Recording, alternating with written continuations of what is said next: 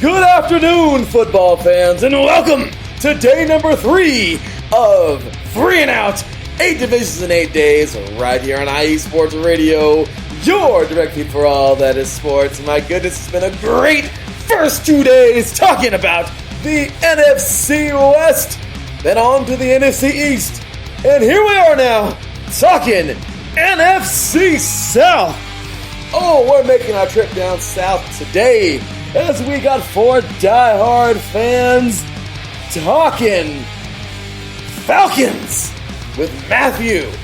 We're talking Saints with Arthur, Panthers with John Felipe, and the Buccaneers with a brand new fan here to IE Sports Radio. Oh, it's gonna be fun, you guys, and we are ready to rock and roll.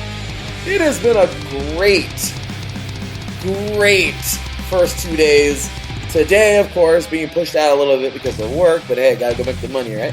So, sorry for the few blips today and the errors with going live, but hey, we finally got our time. It is 3 p.m. over here on the Pacific Coast. It is 6 p.m. on the East, and we are ready to rock and roll. Excited as can be and having fun talking football, the sport that we all know and love. The Falcons, what are they doing? Are they, quote-unquote, rebuilding still? Will they be any better this year? And yeah, that's pretty much how far that one goes.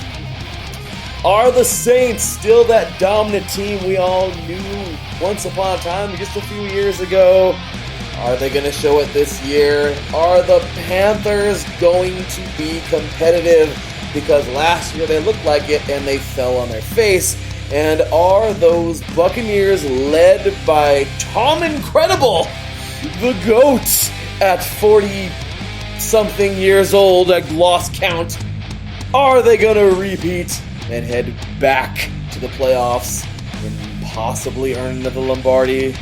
We'll see. You're tuned in live to 3 and Out. 8 divisions in 8 days. NFC Week Day 3, NFC South Day, right here on IE Sports Radio, your direct feed for all that is sports.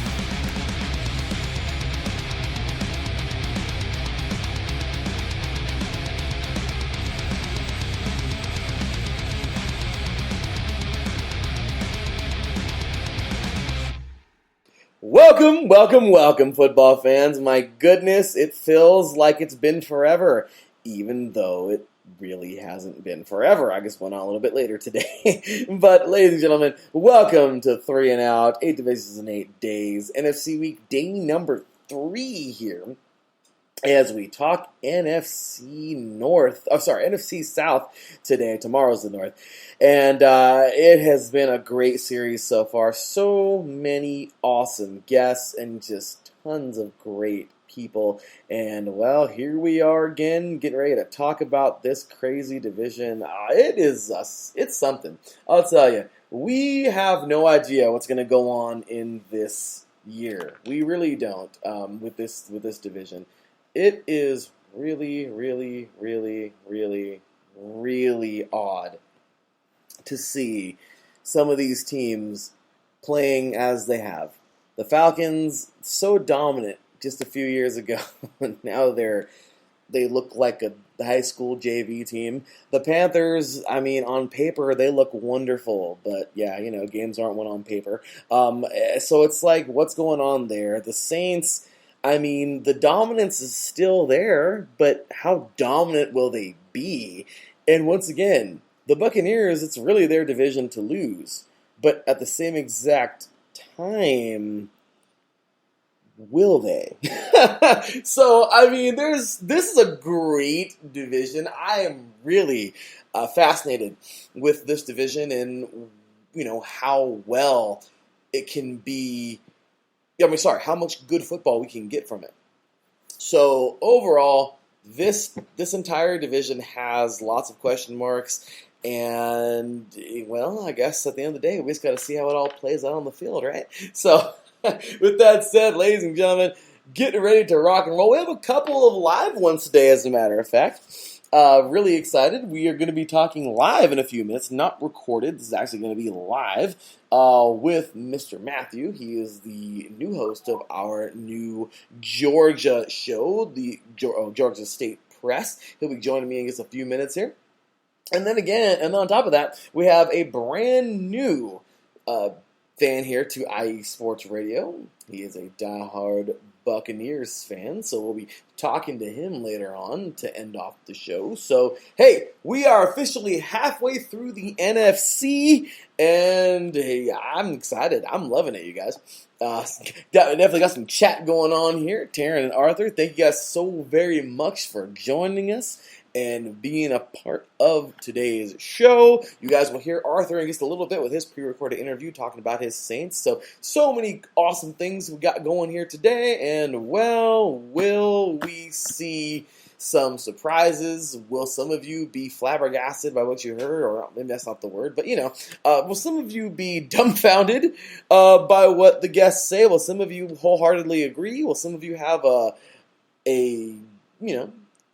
emotions in the middle? We'll find out. But it's all going to get started in just a few moments. Ladies and gentlemen, when we come back, we'll be talking Falcons with our boy Matthew.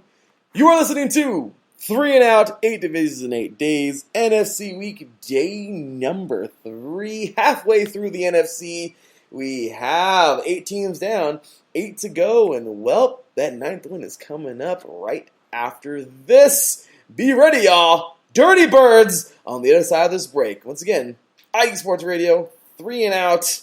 Oh, it's going to be a great show. We'll be right back after this.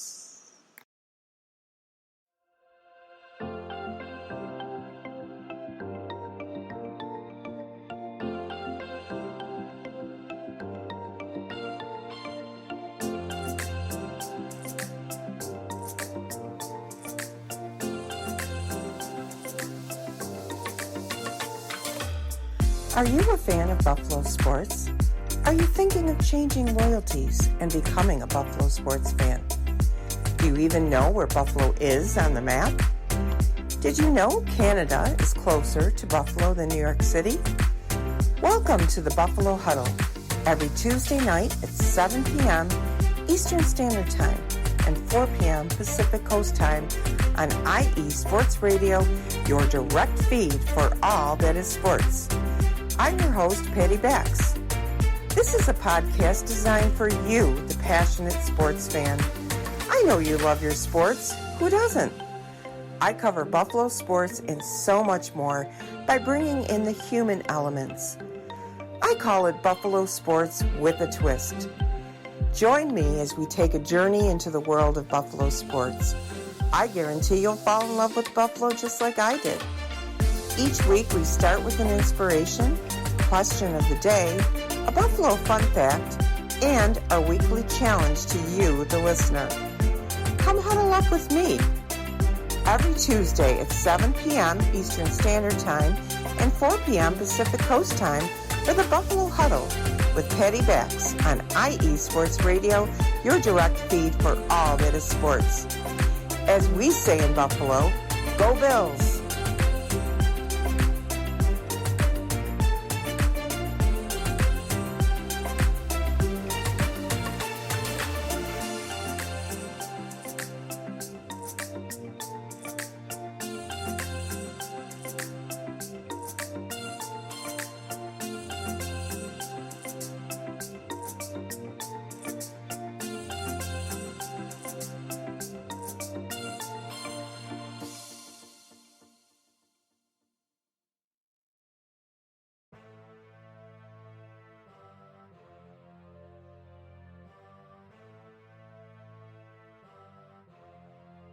What's going on, everyone? Are you a fan of the greatest sport in the world?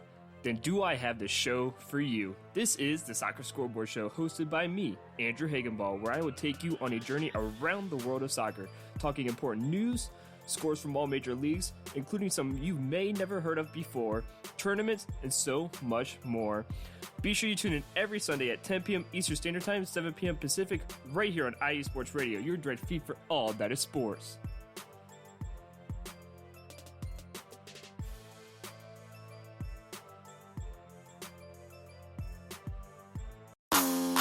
Ladies and gentlemen, hear me and hear me good. If you like sports, then you like the Wait a Minute Show. If you like comedy, then you like the Wait a Minute Show. If you like a different opinion coming from a different angle, then you like the Wait a Minute Show. So join me Saturday, 8 p.m. Eastern Standard Time with your host, Jelani J.B. Bodie. And of course, my man Lopan on the WaitAMinuteShow.com. Ain't that right, Lopan?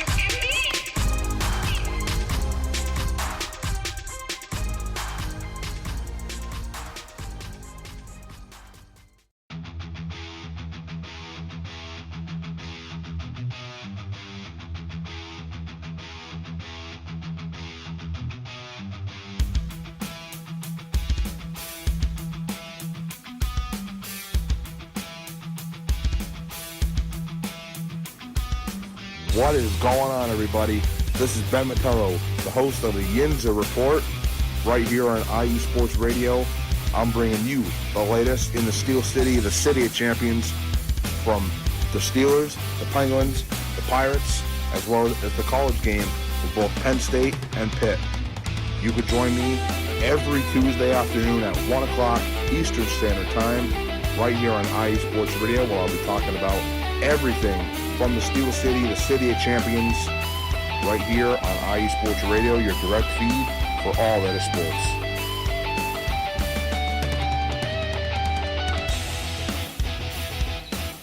Welcome back, football fans. Well, here we are, first guest of the night, and we are getting ready to talk about them Dirty Birds, ladies and gentlemen. Welcoming for his very first time here on IE Sports Radio. Well, actually, for his very first time on IE Sports Radio, and his very first 3 and Outs.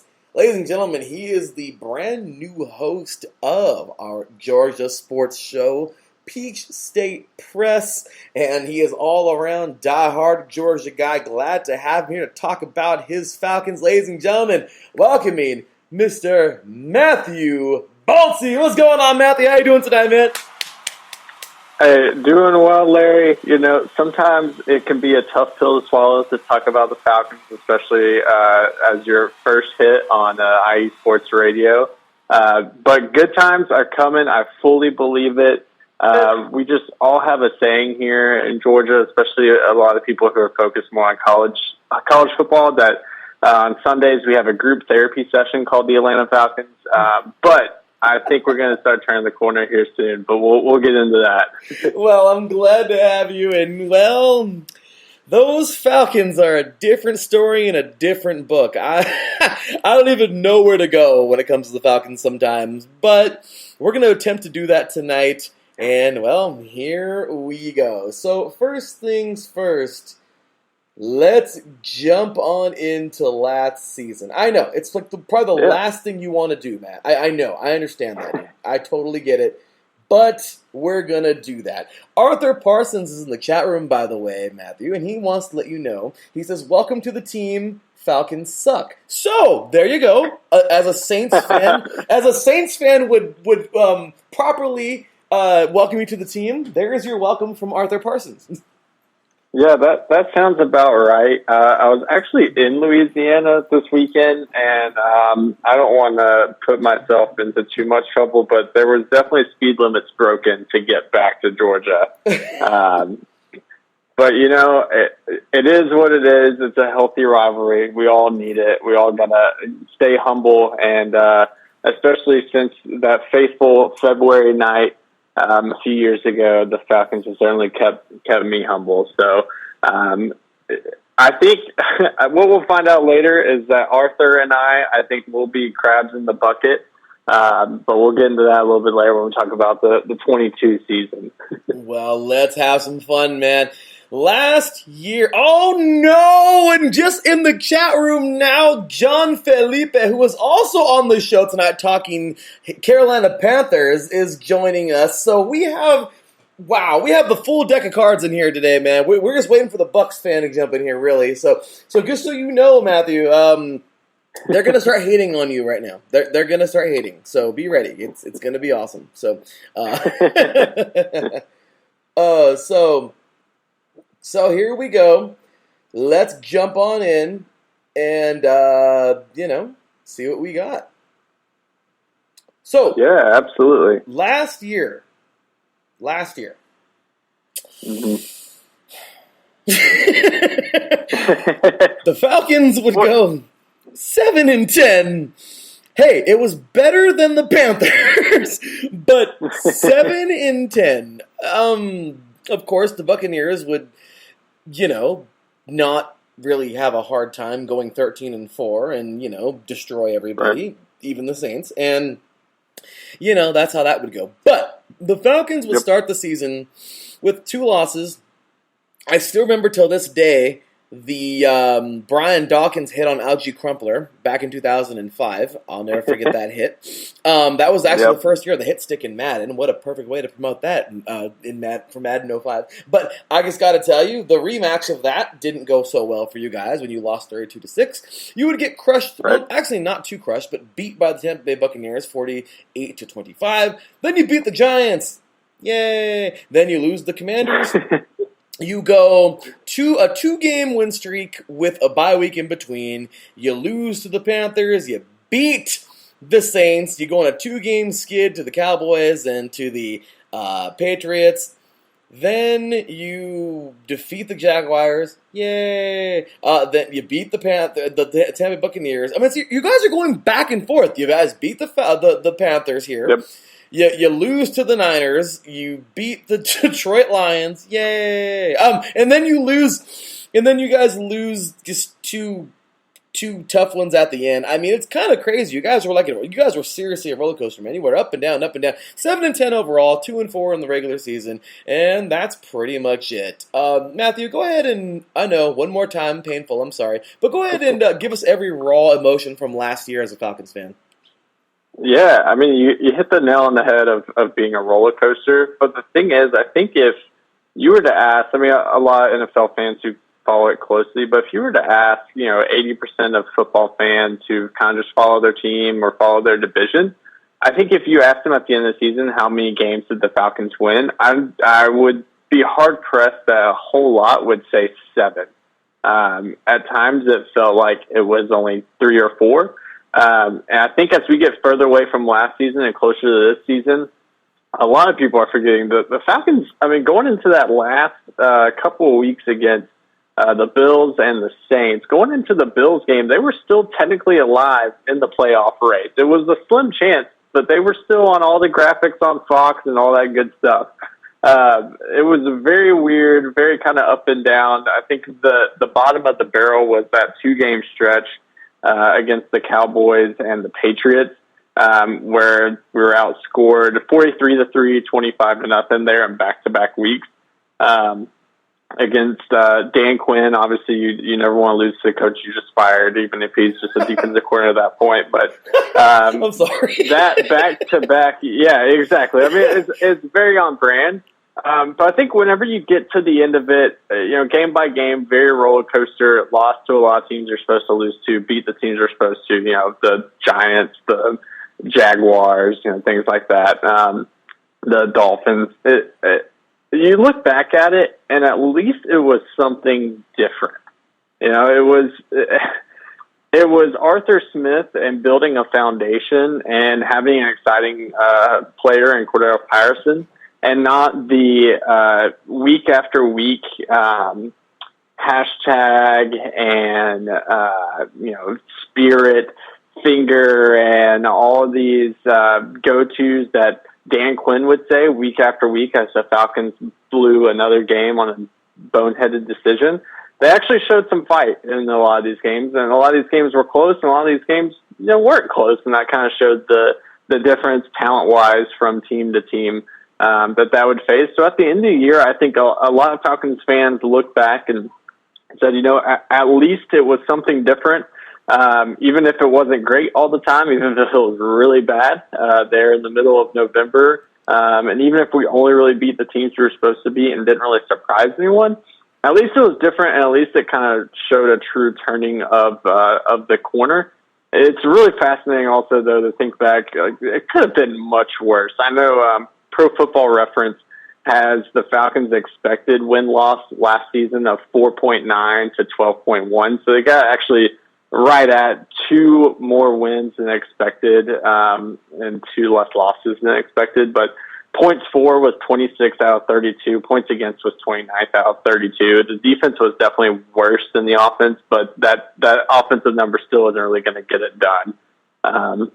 So it was a roller coaster for sure. At least it was a different roller coaster.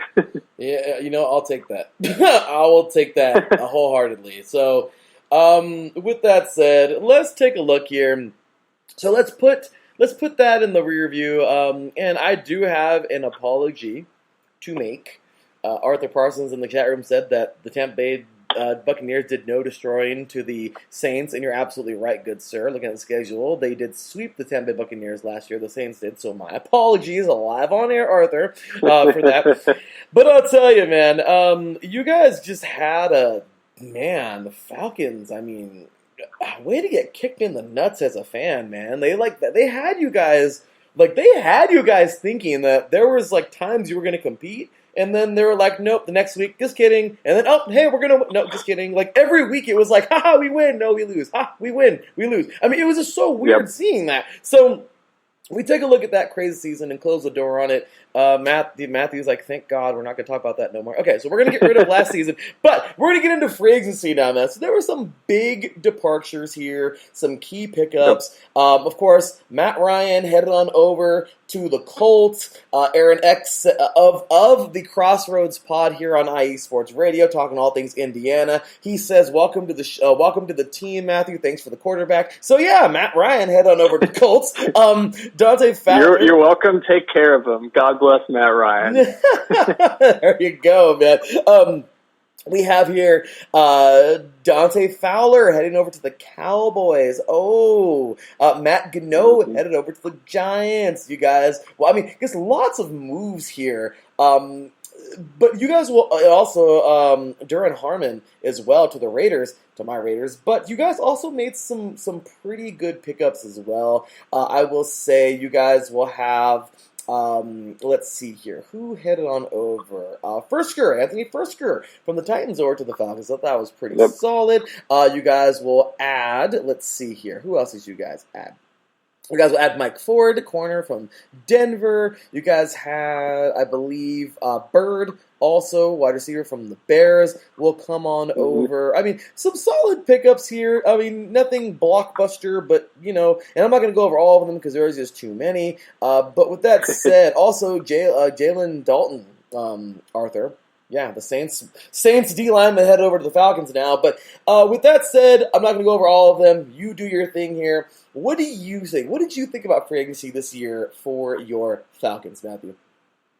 Yeah, so obviously you hit on some of those big losses. Another one, it's not really technically free agency, but he's lost for the year, Calvin Ridley, for putting down that money.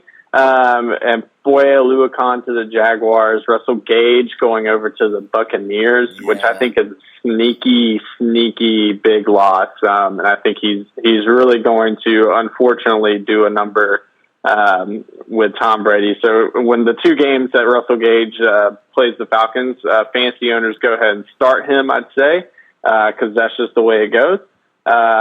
And then Josh Harris is another one. So that's a long snapper that you never hear about, and that's good. You don't want to hear about the long snapper. But he has been with the Falcons, oh my gosh, I want to say close to a decade now. And he's going over to the Chargers. So definitely some big losses. I kind of like some of the pickups that they've done, especially on the defensive side. You also, obviously, Marcus Mariota, which I would place money on him starting the season. We'll get into as we look at the 2022 season and schedule. kind of where that might take us. But obviously Marcus Mariota coming over. You mentioned Fersker, who will add some good depth behind Kyle Pitts. Kyle Pitts had a really great rookie campaign.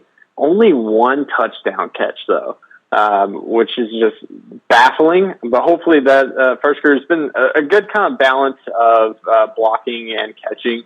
Will bring some good balance there. But a lot of these kind of defensive signings of guys who kind of have some chips on their shoulder, it kind of reminds me of how the Falcons brought over Cordell Patterson last year on a short deal and just said, hey, kind of prove it. And he did. He was easily probably a big portion of why people kept tuning in. Him and Matt Ryan are probably a big reason why the Falcons were in so many close games and actually had a chance to do it.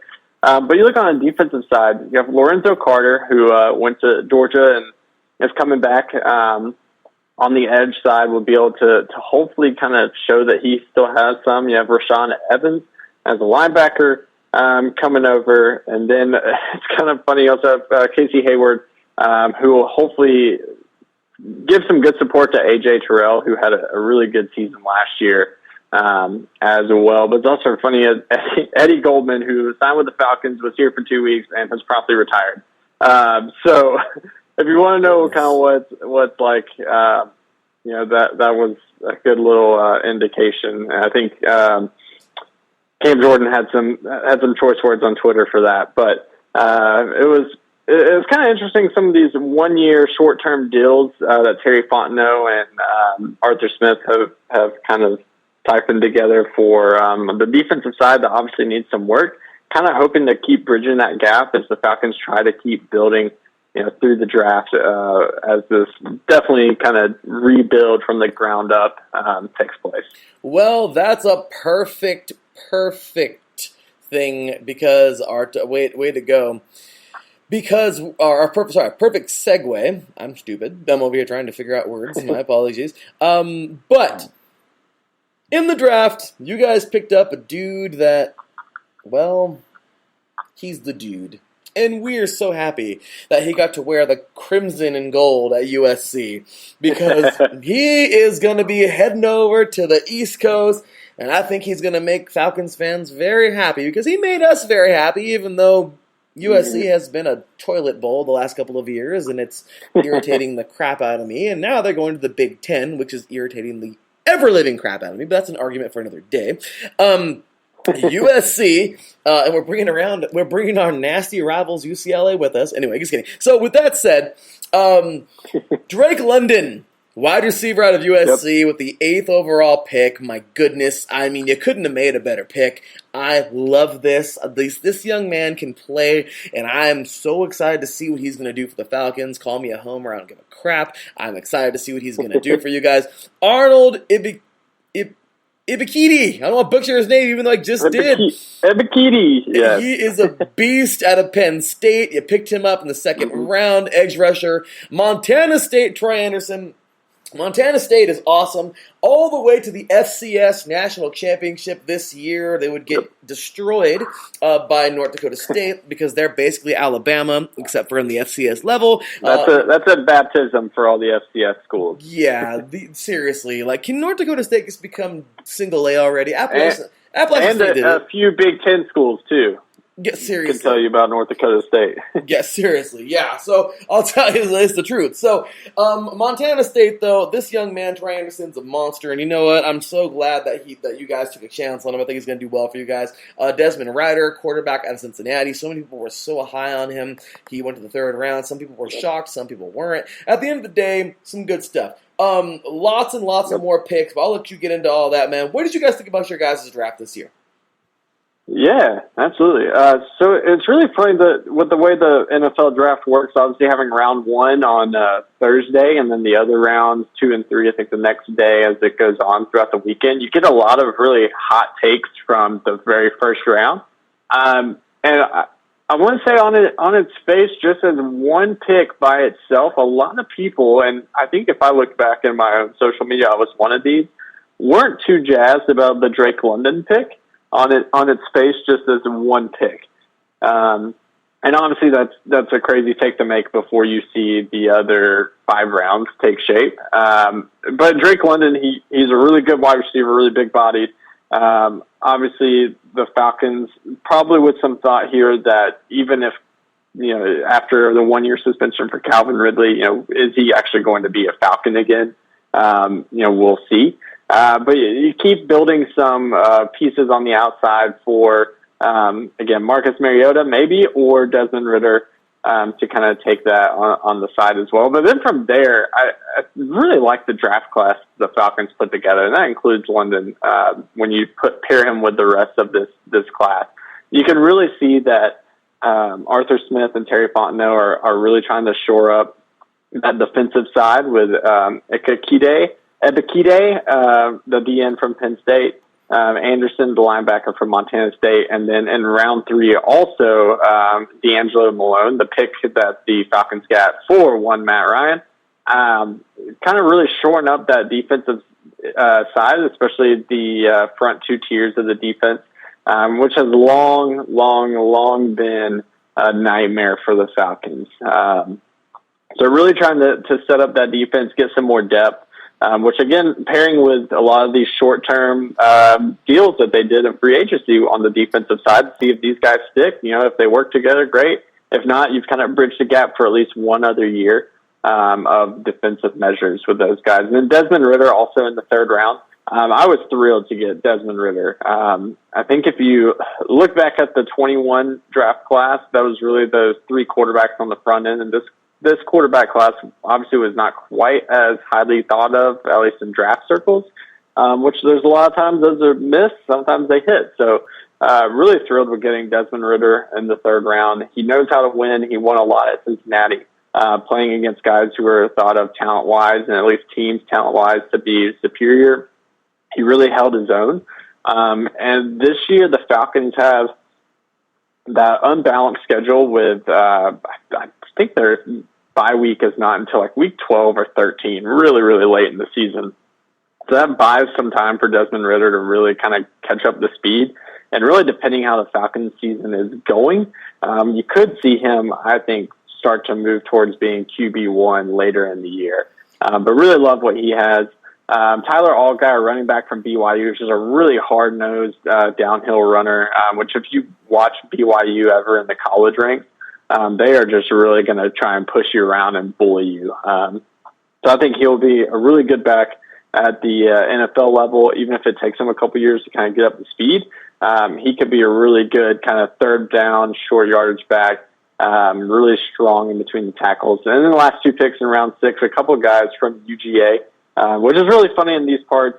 Georgia fans have long said that Falcons hate Georgia because they would never pick Georgia guys. You look back even at this draft where Georgia had so many defensive players that the Falcons did not take. But Justin Schaefer and John Fitzpatrick, a guard and tight end respectively from UGA, provide some depth at those positions. And again, one of the things that just drove Falcons fans, including myself, crazy, especially during the Thomas Dimitroff era, was just so many picks that seemed in the trenches that missed. High draft picks that just did not pan out inside the trenches, or mid-round picks that just have taken way too long. So hopefully these 2 guys pan out, adding some depth in those pieces, and trying to see some of those jumps like you saw some of the Falcons offensive linemen take this year as well. Oh, absolutely, man. You guys had lots of pickups. And then you look at this, man. I mean, really, I'm glad. Jake Matthews, cousin of Clay Matthews, is still there at tackle. That's awesome. London Drake has joined the party. Brian Edwards now, you guys still got him there. Yep.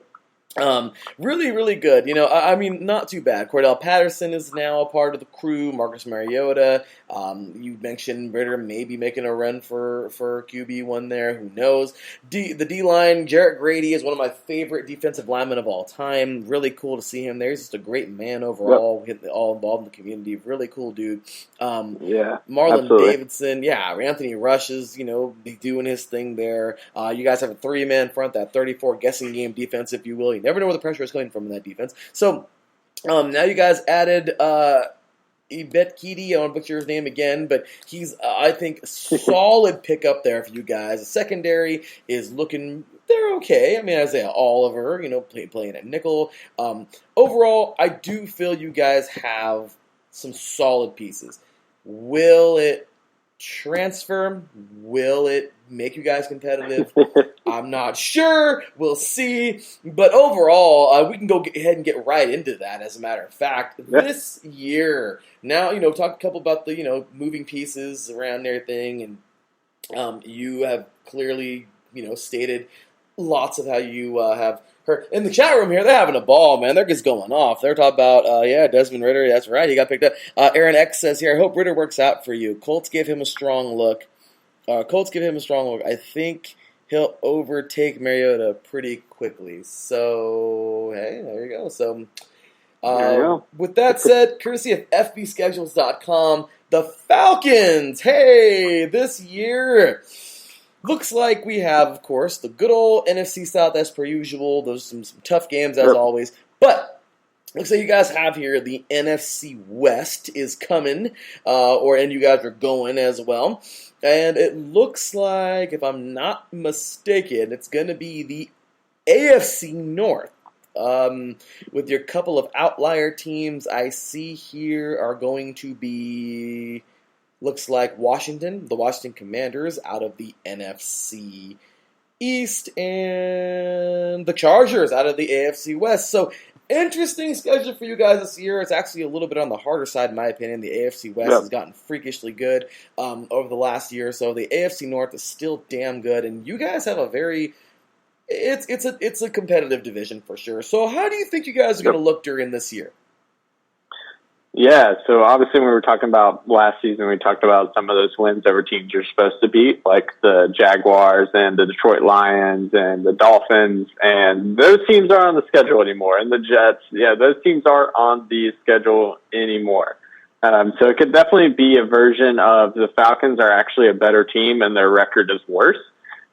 Just based on what the schedule holds. Obviously, we're going to find out really quickly just how bad or maybe how surprisingly okay it is right out the gate, playing the Saints at home, at the Rams, at the Seahawks, and then the Browns, at the Buccaneers. It just keeps going from there. And obviously the margins, especially in pro sports, are just so small.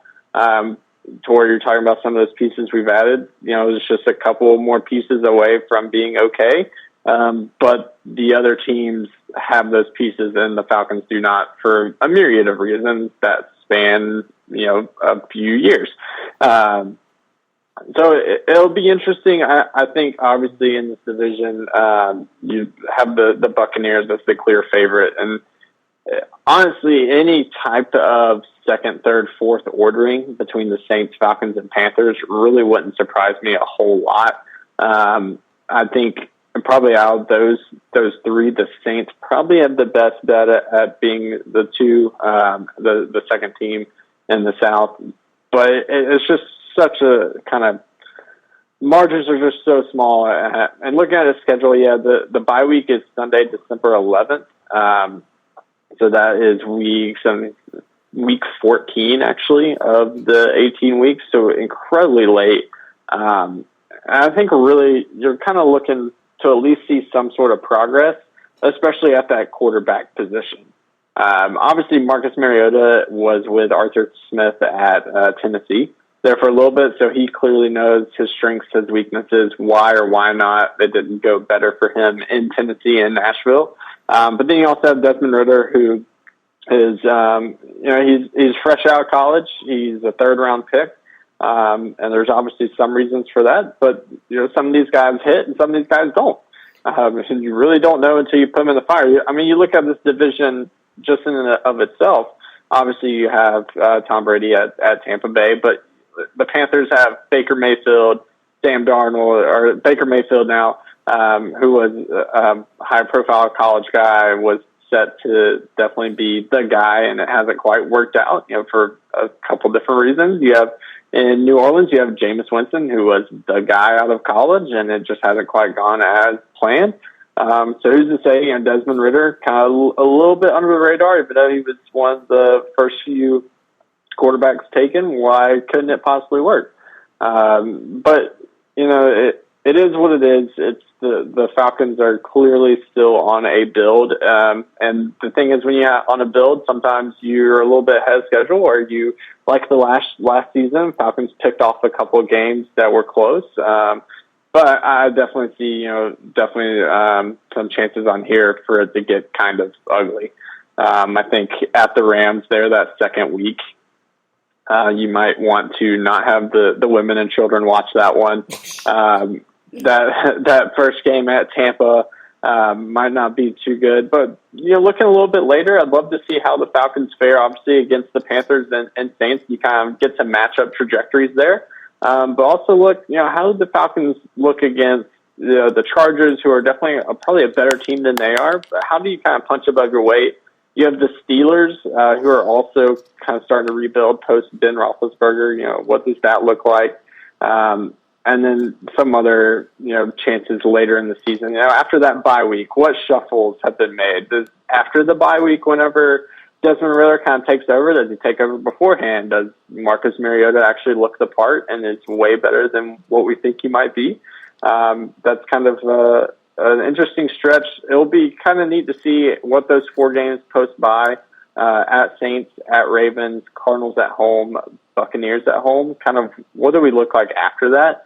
And what pieces of the future will we kind of see playing more in those games? I love it. Well, we have reached that final segment, and Matthew, I don't know if you've been listening, but this is a fun one that people know and love very much, and, just so you know, the next interview coming up after you is pre-recorded, Arthur Parsons, and he talks crap about your Falcons.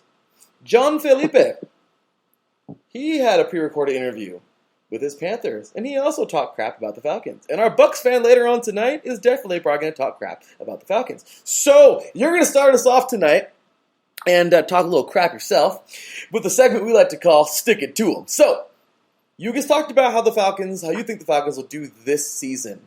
It is now your turn to talk about how you think the rest of the division will do this season, and you can also tell us how you really feel about them. So, you can be nice and respectful, mean and ugly, or a combination of both. You have 2 minutes on the clock. Matthew, stick it to him!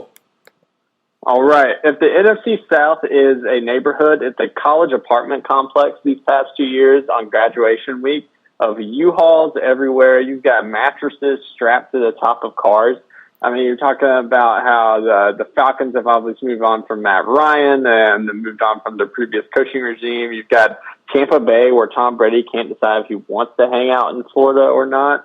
You got Bruce Arians, who's gone. New Orleans, obviously. You have Sean Payton, who is probably going to be the next Dallas Cowboys coach in a couple of years, would be my thought. Drew Brees is gone. And you have whatever is happening in Charlotte. It's going to be crabs in the bucket, everyone pulling each other down. Tampa Bay will probably end up ahead. I would say there's too many receiving options and too many receiving weapons for Tom Brady until he inevitably retires again and becomes an announcer, citing that Tampa Bay is just too hot and smelly. The Saints, you will always be the Aints in my eyes. I'm glad that we were able to be your sacrifice on that Monday night game a couple decades ago. And then Charlotte, look, you have a nice story of P.J. Walker, who I believe will be your starting quarterback after Baker Mayfield poops the bed here soon. But look, it's not going to be a great division. It'll be an entertaining division. You'll never know what you're going to get, how bad it may be, how good it might be. But it is what it is. And one day the NFC South might rise back up towards the top. But I don't think it's this year. So we're all bad. Let's just all kind of do the Spider-Man meme, put on our Spider-Man uniforms, look at each other and say, you're bad, and you're bad. Ladies and gentlemen, Matthew Balta stuck it to him. What a job and what a segment. Dude, that was awesome, man. And we thank you so much for being here tonight and just giving us the time to make this show as awesome as it is. So final segment here for you today, man. Give your plugs. Where can all these diehard Falcons fans find you? on Twitter, your new show, where can they find you? I mean, all that good stuff, man. Where can all of these true diehard Falcons fans find you? Yep, you can find me on Twitter for the show Peach State Press. We're going to go live starting next Tuesday from 6 to 7.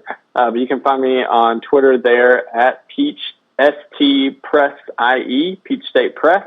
Talking all things Georgia sports, so Falcons, obviously college football, which dominates our state. Personally, you can find me at Matthew Balti, just first name, last name. Talking all things Falcons, and look, we'll get together for about 17 therapy sessions this year. Every Sunday, we'll take a break for December 11th, and then hopefully we'll start to round this corner, and the sun will start to shine a little more brightly. I'm loving it, brother. Hey, well, thanks again for being here today, Matthew. Take care, man. Enjoy your week, and we'll look forward to having you on the air next week, man. Take care. God bless you and your family. We'll talk soon, brother. Yeah, appreciate it, Larry. Rise up. Anytime, man. Rise up. Talk to you soon, brother. Yep. All right, ladies and gentlemen. That, once again, was Matthew Balti. Great stuff here. All right. We are going to take ourselves a quick break, and when we get back, we're talking about that Saints gumbo, y'all. As Colin Reynolds would say. Once again, congratulations to him and his wife having a baby soon, so congratulations to them. But it's not Kylam. Oh, no, it's Arthur Parsons talking about his Saints. Oh, it's going to be fun. Ladies and gentlemen, you are listening to 3 and Out, 8 divisions in 8 days. Day number 3 here of NFC Weekend. Day number 3 of 8 divisions in 8 days overall. Talking NFC South. We'll be right back talking Saints right after this. Some say that Indiana is just a flyover state. Flatlands and cornfields, barns and country roads. What if I told you Indiana is the crossroads of America? What if I told you in all other states, basketball is just basketball? In Indiana, basketball is life. Crowded high school basketball gyms on a Friday night, and every barn with a basketball rim and a frayed, worn-out net. If you're interested in the heartbeat of America, and if you're interested in sports, if you have Hoosier running through your veins, the Crossroads Pod with Aaron X is made for you. Powered by IE Sports Radio, your direct feed for all that is sports. Each and every week, the Crossroad Pod covers all of Indiana sports. The pride of the horseshoe of the Indianapolis Colts. The blue-collar, bold swagger of the Indiana Pacers. The relentless pursuit of the sixth banner for the Indiana Hoosiers. The swing of the hammer of the Purdue Boilermakers. The swoop of the Cardinals of Ball State. The summoning of the echoes of the Notre Dame Fighting Irish. The growl of the Bulldogs of Butler. The intensity of an Indiana fever. The chop of the Indianapolis Indians. At the Crossroads Pod, if it is Indiana, we've got you covered. More than cornfields. More than country back roads. The Crossroads of America. Join me, Aaron X, every week. It's nothing but net.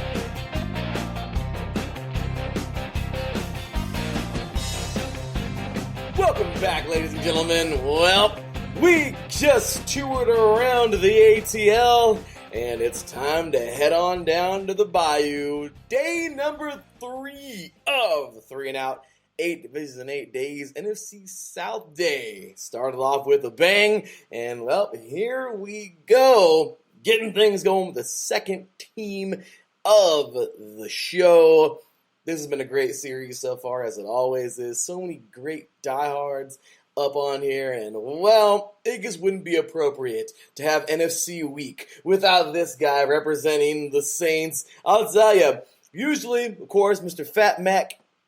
Big ups, by the way, to the Fat Mac, Mr. Colin Reynolds and his wife. They are expecting a child, their first one, so very happy for them. Congratulations to them.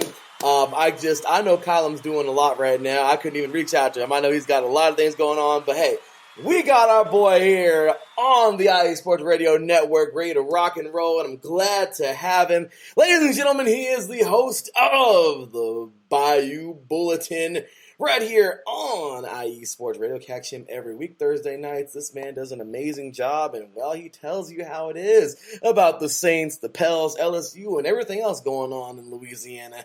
If the Mud Dogs were actually a real team, he'd be talking about them too. Adam Sandler. But with that said, ladies and gentlemen, I'm glad to have him here today. Once again, he is the host of our Louisiana sports show here on IE Sports Radio, your direct feed for all that is sports. And, of course, he's just a diehard Louisiana guy all the way around.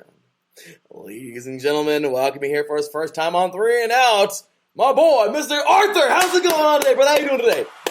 What's up, Larry? What's up, Larry? Man, what an introduction! I hope I can live up to that. That was a beautiful introduction there today, sir. Hey, I got to do my best for my peeps, man. And hey, I got to give those introductions because y'all deserve it. So I just got to tell you right now, it has been a great week so far. My goodness, here we are. By the way, you guys, I'm speaking, of course, in the future. This was actually recorded on Sunday. So this interview recorded on Sunday, but the actual show, of course, airing on Wednesday. And it has been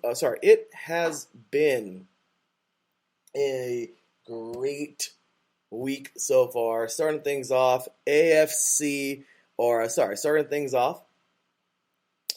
the NFC West. Yesterday, the NFC East, and now today, the NFC South. So, like I said, we're heading down to the Bayou, and well, let's go ahead and have some fun. So, first things first, we're starting things off with last season. So, last season, those Saints, I'm gonna help you out there. Last season, the definition was survival. Yes. Right. Survival. Injuries abound. We had a COVID game where we basically had no players. And also coming out of the Drew Brees era, right? So coming out of having him at QB and what was going to happen there. Man, last season was emotional. To say the least. Just Jameis came in, was looking really good, and then that injury bug really took hold of the Saints. And the fact that they were only one game away from still making the playoffs, given everything that they dealt with last year, it's pretty amazing, to say the least, and just really shows the team, the relationship that team has together and the way that they come together and bond together to support each other. Because without that, I don't think they get to. Literally San Francisco loses and they're in the playoffs. So, Agreed. So, last year, it was interesting, to say the least. That's a word that I overly use, so I'm going to try to stop using that word. But, man, 9-8 on the season, 4-2, good record, at least, for in the NFC South. But start things off, I mean, you guys absolutely smacked Green Bay coming out of the gate. That was just, I could imagine how you felt that game. Then you lose to the Panthers right after, and it was like, wow, like, talk about Dr. Jekyll, Mr. Hyde. Like, who was that team in week 2? Because they sure were the same team. They sure were not the same team from week 1. It didn't seem like getting beat 26-7 from the Panthers. Then you beat the Patriots. Well, I guess they're they're not irrelevant, but I will say they're not the Patriots they once were, at least at the moment. But you guys kind of just went back and forth. It really was survival, man. I mean, you guys had you look at that, a 3-game win streak. Then you had my goodness, what is this, 5-game losing streak in the middle of the season, and ended it off with a couple of wins, a loss, and another couple of wins. I mean, it was just it was a season for you guys. No playoffs and just a tough one. Really, give us every emotion you can give us from all of those weeks, Arthur. Tell us how you felt last year, kind of throughout the season. I mean, yeah, you're right. Like I was saying, it was so up and down. It was like waves of the ocean. So come out hot, beating Green Bay, and you're like, oh, okay, all right, we're in this. We dropped that game to the Panthers. We shouldn't have. We dropped a game to Atlanta that we shouldn't have. Thankfully, we dominated Tampa Bay and really dominated Tom Brady. And any time that you can do that, you have to feel somewhat good. We lost a winnable game to the Giants that we actually had in the bag, and we quit playing.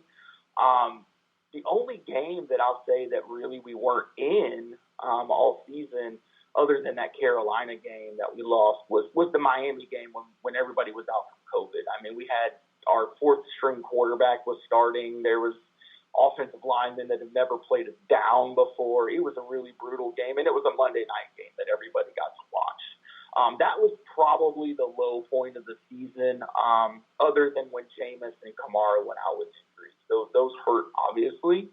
But that Miami game was really kind of like, oof, man, does this team have anything left after that brutal loss and just what they did? But they did come out, and then they won out, but it ended up not being enough. But you look at the fact, you take a game we should have won against Atlanta, we should have won against the Giants. We take both of those and we're in the playoffs. So a lot of good things to look forward to this year. But, man, last year it was an emotional roller coaster with them week in and week out with everything going on. It was. It really – that was a game – I mean, sorry, that was a season. And I just, tough go for this team in a lot of ways. But the Saints, never fear. There's talent. You guys, I mean, there's a lot to be excited for as a Saints fan. I mean, right now – looking at this team, too, I mean, there's still a lot of great players. Jameis Winston, we don't know what's going on, but we do know that hopefully he's okay. Dalton's there now. But Kamara's still there doing his thing. You guys still have a solid-ish wide receiving core. There's some good players there. You guys have a pretty dang good offensive line. I still love the pickup of Ramczyk. I think that guy's a monster. I just think you guys have on the offensive side, you're okay. Defensively, Cameron Jordan, I mean, he's Cameron Jordan. A guy that I watched a couple years ago in the Senior Bowl from Sam Houston State, FCS, what's up? Mr. Marcus Davenport has shown to be a true NFL player. This dude is just absolutely incredible. Questionable at the moment, but I'm just saying, there's a lot there. Marshawn Lattimore, he came back home last year, if I believe it was last year or the year before. I'm all over the place right now, but I will say there's a lot of good athletes here. Zach Bond, he impressed majorly in the Senior Bowl. I think it was last year or the year before that. Where all I know is the pieces are all there. The team is still pretty solid. It's just, you guys kind of got Brady and the Bucks. You guys have a Carolina team that's, I don't know what's going on. They look good, then they look like, okay, they don't look good. That's going on. And the Falcons, well, that's a different story. But with that said, we'll get to talk about all of them in a little bit. But overall, the team looks pretty okay. So right now, I think it's fair to say the Saints are competitive, but to what extent? So let's go ahead and talk about what makes them competitive, or what helped them out this year. What has helped them out? My apologies. In free agency. So let's go ahead and take a look at this, Arthur, and take a look at who we've got here. So this is courtesy of overthecap.com. Some key departures, of course, we see here. And I don't know how you feel. Marcus Williams heading over to the Ravens.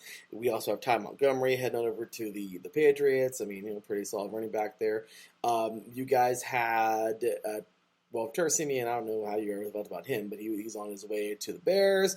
Jalen Holmes on his way to the Giants. So some key departures here, however you feel about those, and then some pretty good pickups. My goodness, Jarvis Landry is making his way over here now. Now you guys, Marcus May, safety, heading on over to the Saints. How can we not mention the elephant in the room, Tyrann Mathieu, coming on over to the Saints? So I'm going to go ahead and, also, Contavious Street, I want to add him as well. But, okay, so I'm going to give you the floor.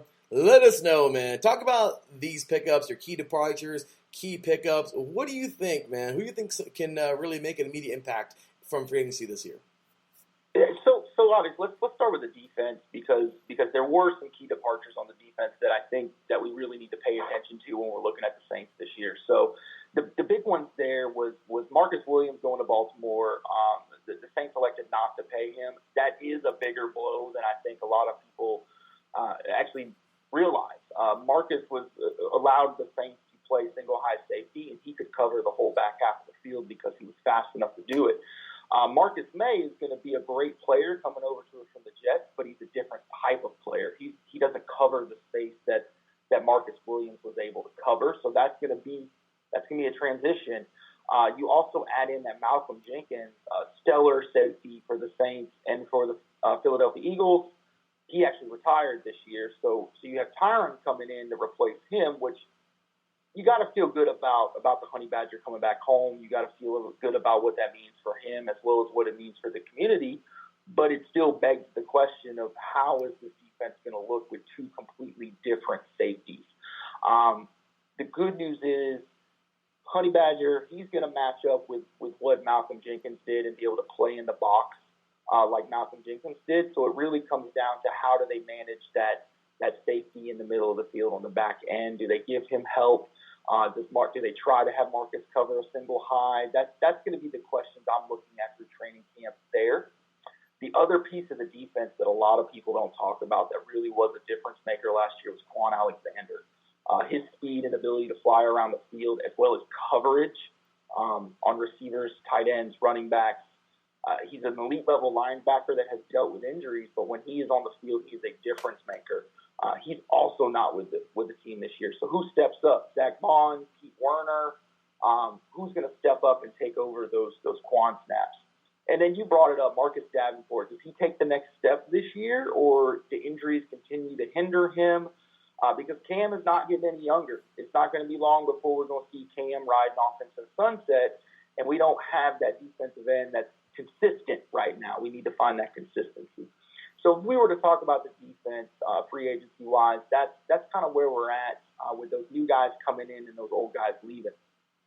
Getting into the offense, so the offense is interesting because you mentioned some players that left. Trevor Siemian, backup quarterback, he's out, but we did get Andy Dalton in. So another capable guy of being a backup quarterback if you need him. You mentioned Ty Montgomery. That's going to hurt from a role player perspective. He wasn't a big cog in offense. He was a big cog in special teams, though. But I'm interested to see how our undrafted rookie, the Abrams out of Baylor, fits in to help in those areas. And then obviously, the elephant in the room on the offense is Alvin Kamara. What's going to happen with his potential suspension, looking at 6 games potentially. So is there going to be more free agent running backs that we see through training camp as releases start, so on and so forth. And then obviously Jameis. Jameis is back. He's practicing without the knee brace now. The team is his. There's no question is it Jameis or Taysom. Taysom has been slid over to primarily tight end. Doesn't mean there won't be some plays for him at QB, but he is primarily a tight end now, and it is Jameis's team to own and run. So it's very interesting to see how the new pieces fit in and how Jarvis is going to help, Jameis out, and how Olave from the draft is going to help Jameis out and actually give him some skill positions that actually can produce, because that was the other big thing with the Saints last year. They just didn't have any wide receivers. They didn't have any wide receivers that could push the ball downfield and could really open up to allow the running game to do what it does and allow that big offensive line to do what they do. So it's very much it's one of those things. A lot of people are throwing the Saints 8-8 based off of their roster because they just don't know. We don't know how those new pieces are going to fit and how the old pieces leaving are going to be affected. Greatly put. So we are going to go on over to the draft now. You just mentioned Mr. Chris Olave. I mean, I thought that was a great pick. We all kind of knew that's where he might end up. And, well, now he's over there, and I do feel that he's going to help out this wide receiving core a lot. You guys had another first-rounder. I loved this pick so much. Really cool. Shout out to Mrs. Penning.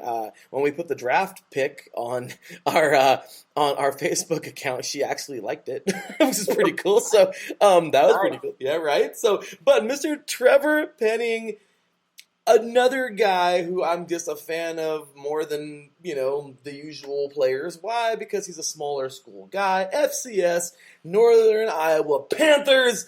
This dude is a beast. He's easily going to be somebody who can come in And I believe he can be an immediate impact. But dude is a monster. That's why you go with a player like him so high in the draft. So great job there for him.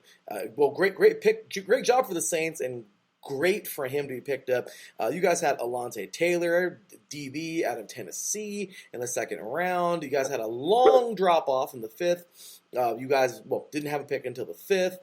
DeMarco Jackson of Appalachian State, another, they're FCS now, or FBS now, but Jordan Jackson out of Air Force. So, I mean, you guys only had a couple of picks this year.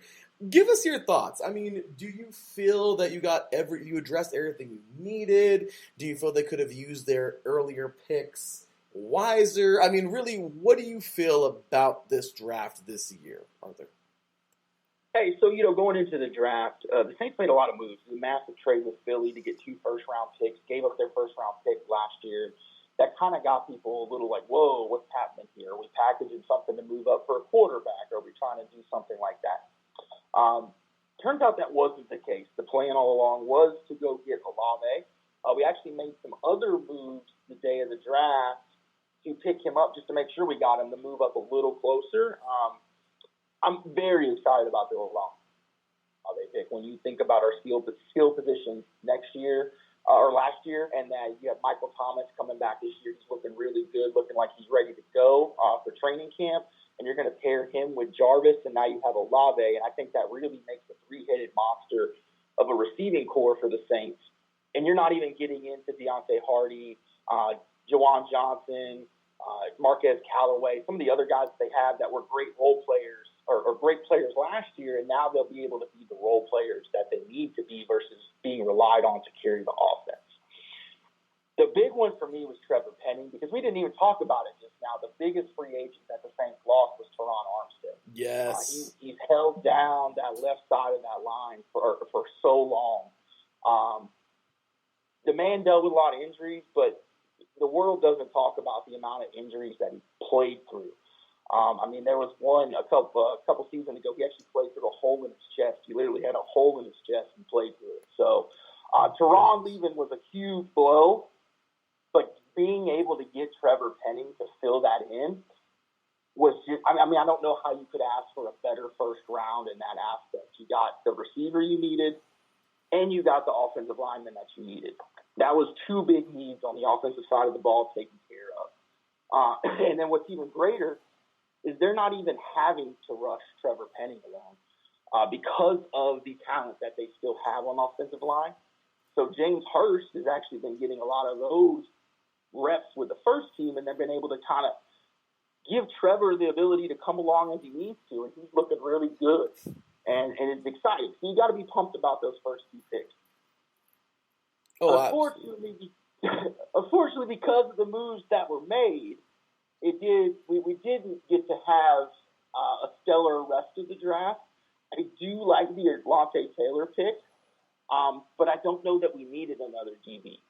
So I think he's a great player, and I think he's going to do something for us, but I'm just interested to see where he fits in, because it's probably going to be as a special teamer to start out. Because you got Lattimore, you got Bradley Roby, you got TJ Gardner-Johnson, you got PJ Williams. You got guys, you got dudes in that secondary. So it's going to be interesting to see where Alontae Taylor finds his way, and I think special teams is going to be a huge key there. The next 2 picks are best player available, right? They were best player available. It was the best we could get where we were, and if it pans out, it pans out, which for the Saints, it often does in those late-round picks. You look at somebody like Marcus Colston, who's going into the Louisiana Hall of Fame, Sports Hall of Fame. He's a late-round pick from Hofstra, So you look at somebody like Teron Armstead. He came from Arkansas Pine Bluff, small school, later-round pick. Look at what he turned into. So you can find gems there, but those late rounds were definitely best player available and not so much about need. But that first round, you can't not be pumped about that based off of what the team needed to win this year.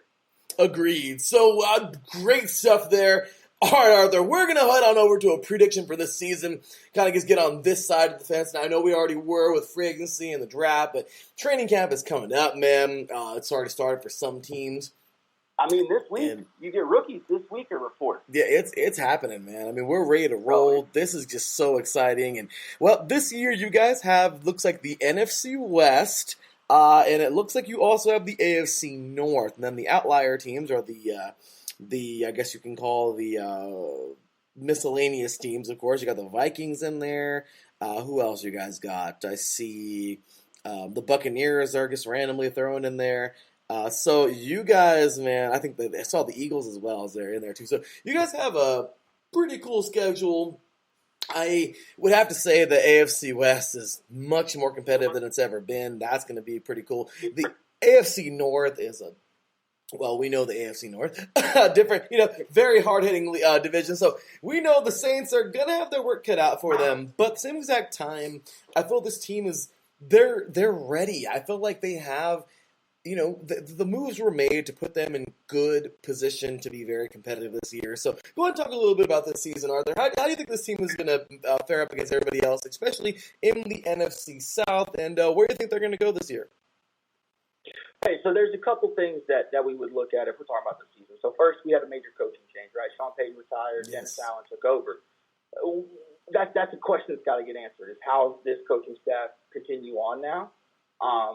And what does that look like? So that's question number one, right? Before I can really answer about how the season's going to go.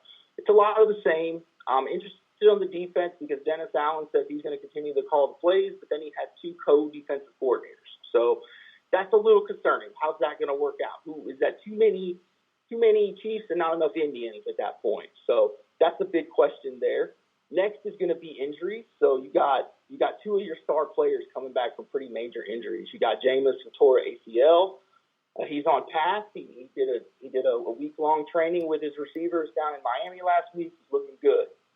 Still got to wonder, though. And then obviously Michael Thomas hasn't played in here. So what does he look like, right? He looks good on Instagram right now, but we all know Instagram is not being on the field. We all know that that's not live football. So those are the two big questions from an injury standpoint. And then we just talked about it, the free agents. So that defense is the top 5 defense last year. Do the players that they bring in continue to make it a top 5 defense? Agreed. Because if it continues to be a top 5 defense, that's going to win us a lot more games, no matter what the offense does. No, it's the truth, man. Looking at the NFC South, man. So okay. Atlanta. So wait a minute. So that is the fun segment at the end that we're gonna get to. So man, you wrapped that up pretty quick, and I thought that was great. But Arthur, there's a little bit of a fun we like to have on 8 Divisions in 8 Days, and well, it's a little segment called Stick It To 'Em. Now, everyone does this at the end of their segment, and we kind of just find the best trash talker of the week. It's pretty fun, but and maybe of course of the day. Voting polls and everything, who are the best trash talker. So we are going to have a little bit of fun here and stick it to them. So with that said, Arthur. Before we get to that, I just, talking about the other Saints schedule opponents then, the biggest one we need to circle on our calendar is going to be Cincinnati Bengals, right? They're coming to the Dome, and that's Joe Burrow and Jamar Chase returning home to where they set records at LSU. Yes. And they're going to be playing New Orleans in the Dome. So that's like a mini little Super Bowl for the state of Louisiana that weekend. And then you just brought it up. So we have some tough divisions this year. And then even our random ones are going to be tough ones for us statistically. So Minnesota always plays us tough. Always, never fails, always plays us tough. Philadelphia always plays us tough. Those are two teams that we seem to play every year, and they're always fights. They're never just a game where it's an easy win. So you stack that with a tough AFC North. I mean, the only question mark really there is how do Deshaun and Trubisky work out as quarterbacks for their new teams? Because Cincy's going to be stout, and you would expect Baltimore to always be there. So that's going to be a tough one. And those West teams, whether you go AFC, NFC, those are both two very tough divisions right now. So anybody you have to play from those, it's going to be a fight. And there's just so many changes. Denver with a new quarterback, so on and so forth. There's just a lot there. It does make for what could potentially be a difficult season, but it also makes for potentially what could be a really, really great season. So. Oh, it does. And that great stuff there, man. My apologies for cutting you off, brother. That was awesome, man. You got a really great feel for the schedule, and well, now like I said, it's time to stick it to them. So you could be nice and kind and respectful, you could be mean and ugly, or you could have a combination of both. Whatever you say, it's all good. Arthur, there are 3 other teams in the NFC South, and well, let's just say you don't really care for them too much. Now, they've already talked we've already had one trash talk earlier today from the Falcons, and well, when we get to the Bucs and the Panthers in a little bit, it all depends, but hey, we'll see what they say. But it's your time in the spotlight to go ahead and talk about those 3 other teams, how you think they'll do this season, and honestly, how you really feel about them as a Saints fan. Arthur, without further ado, stick it to them. All right, so we will start first and foremost with the Tampa Bay Buccaneers, only because Tom Brady is there. He is the GOAT. I can respect the man for everything he's done, but I can't respect that team, right? One, they put my quarterback out last year, so we got a little thing coming for them. So I just want to remind everybody that C.J. Gardner-Johnson is 100% in Tom Brady's head, and he's got his number. He's got his number. So Tom Brady does not have good games against the Saints in the regular season. Pretty confident there. I'm pretty confident that they just ain't got no more money to buy players this year.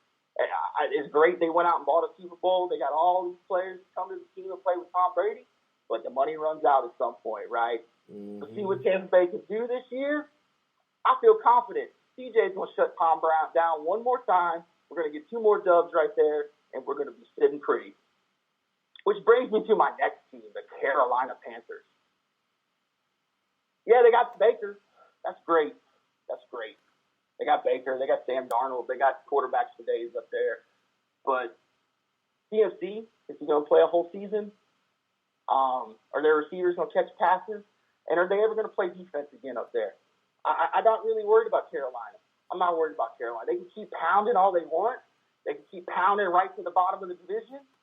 It doesn't matter. I'm not worried about them. Our defense has got something for them, and I think Jameis is going to cook when it comes time to play them.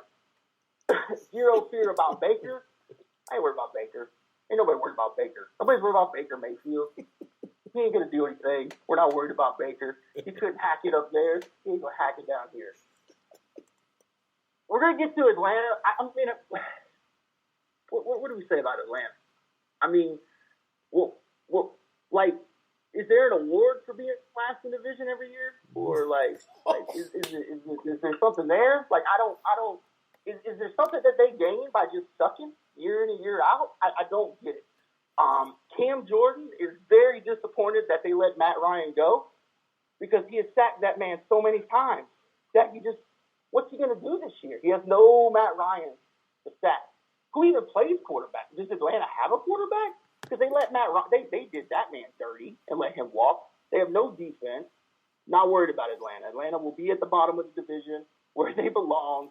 They will get beat by everybody. Atlanta is zero concern for anybody in this division. Anybody. Saints win the NFC South this year. I'm calling it right now. But mark my words, the Saints win the NFC South this year. Man. None of those teams are going to do anything to stop them. Mic drop. My goodness. Mr. Arthur just went off. I'll tell you right now, that was fun.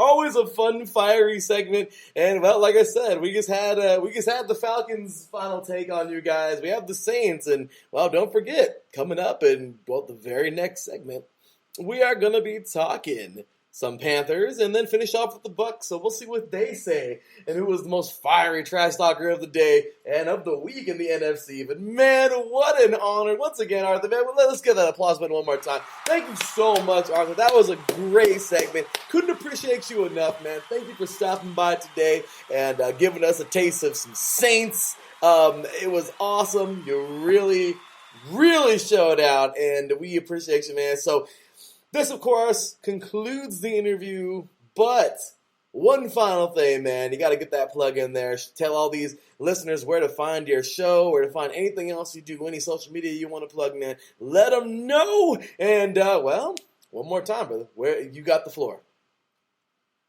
All right. Hey, Larry, I just want to first and foremost say thank you for having me on. It's been great to talk some football with you today, and I look super forward to the season and what we can do, not only as a team, but what our teams do this year. It's going to be an exciting football season. You can catch me every Thursday on the Bayou Bulletin. I stop by, get active in the chat. I'm always talking with everybody in the chat. We're having a great time talking about Louisiana sports, talking about Louisiana in general, and we talk about life a little bit. You can also follow the show at Bayou Bulletin IE on Twitter. You can check me out on Twitter at Rapper Report. I talk about everything sports on both of those Twitters. It's the best way to reach me, follow me, hang out. And like I said, check us out on Thursdays, Bayou Bulletin, IE Sports Radio, your direct feed for all things sports. Thanks, Larry. It's been fun. I appreciate you. Hey, man, I appreciate you right back. That was awesome. You don't want to miss this man's show. He is amazing. Does some great stuff, man. The Bayou Bulletin every Thursday, 8 p.m. Central Time, of course, 6 p.m. here on the West Coast. If you're listening, you're a Saints fan. No, we got plenty of them over here. So, with that said, man, thanks a lot. Appreciate the crap out of you for showing up today and for showing out. And, hey, man, you enjoy the rest of your day. Take care. God bless. We'll have a great season this year and look forward to having you back on the show very soon. Thanks a lot, brother. Appreciate you. Take care, man. All righty. That is going to do it here for that segment. What a good one, man. Big ups to our boy Arthur, man. Great guy. And, well, like I said, we just finished off with the Falcons. Now it's time to head on over to Carolina, to the Carolinas, if I may say, to talk a little bit about them Panthers. You're listening to 3 and Out, 8 divisions in 8 days, day number 3, NFC South Day, right here on IE Sports Radio, your direct feed for all that is sports. We'll be right back after this.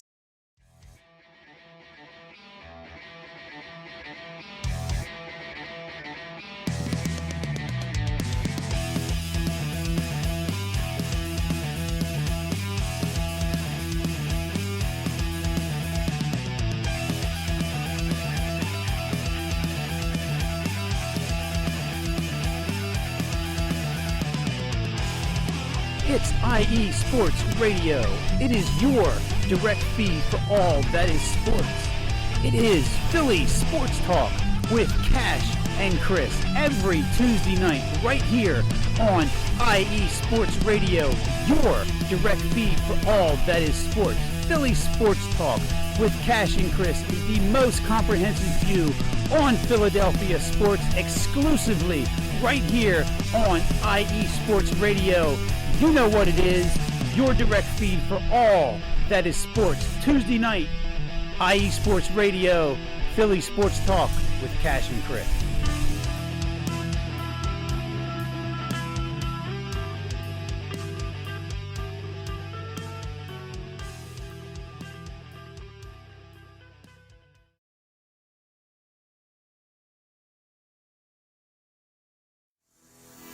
Sports fans, do you like teams that are tough, cities that are tougher, and fan bases that are passionate about their teams?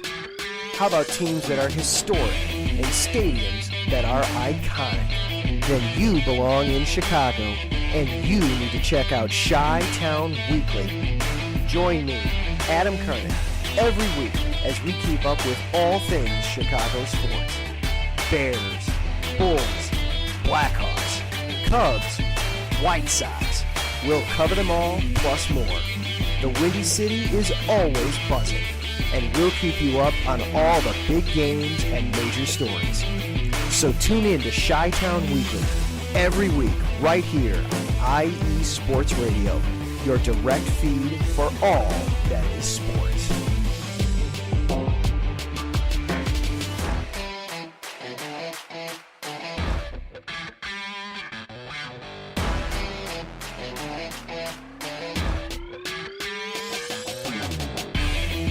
Welcome back, ladies and gentlemen, or shall I say, well, this This dude over here in the Carolinas is getting ready and set to talk some Carolina Panther football, and every one of you know who it is by now. Glad to have him here today. Ladies and gentlemen, we started things off in Atlanta in the ATL with the Falcons, with Matthew. We went on over to talk Saints football with Arthur in the Bayou. By the way, both show hosts here at IE Sports Radio.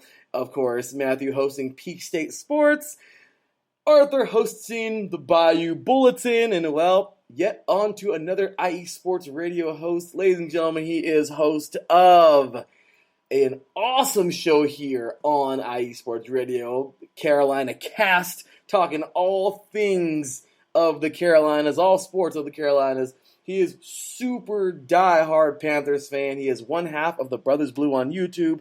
He is also a part of our tweet team. I mean, the guy does everything. I don't think he's written a blog yet, but he's probably going to do that. I mean, he does freaking everything here at the station, all like Taryn and everybody. He's a great dude. Glad to have him here for his zillionth time. He's former host of 3 and Out, along with me, former co-host. Great dude all around. Glad to have him here. Ladies and gentlemen, welcoming Mr. John Felipe. What's going on, brother? How you doing today, man?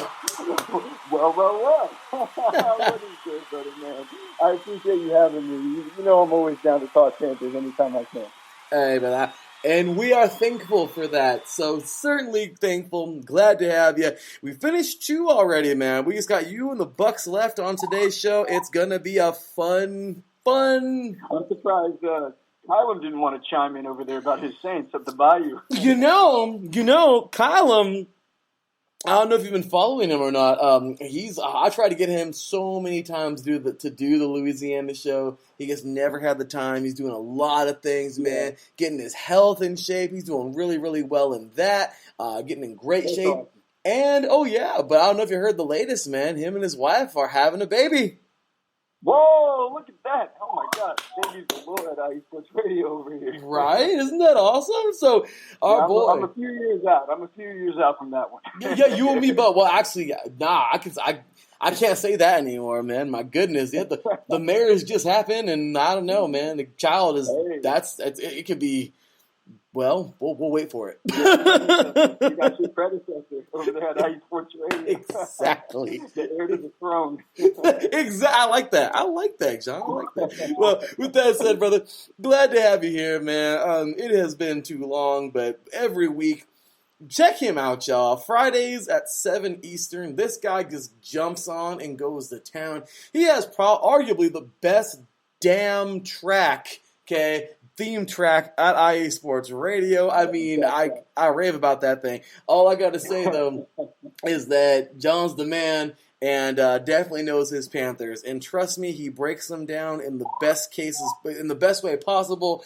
I mean, he makes YouTube videos. One of my all-time favorite videos he's ever made was the curious case of Calvin Benjamin. I forgot his name. I knew it. I knew you were going to talk about the Calvin Benjamin one. Oh, I mean, really, the classic. Going to Buffalo. Yeah, exactly. Buffalo for a search for the world's greatest buffalo wing.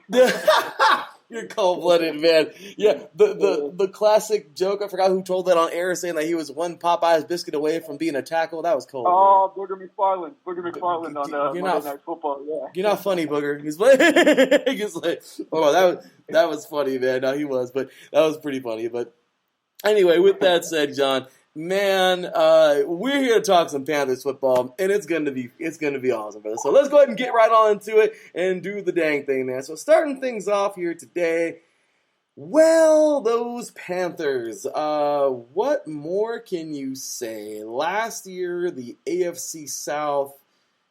Well, let's just go ahead and take a look at the AFC South from last year. So with that said, last year the Buccaneers, of course, finished 13-4.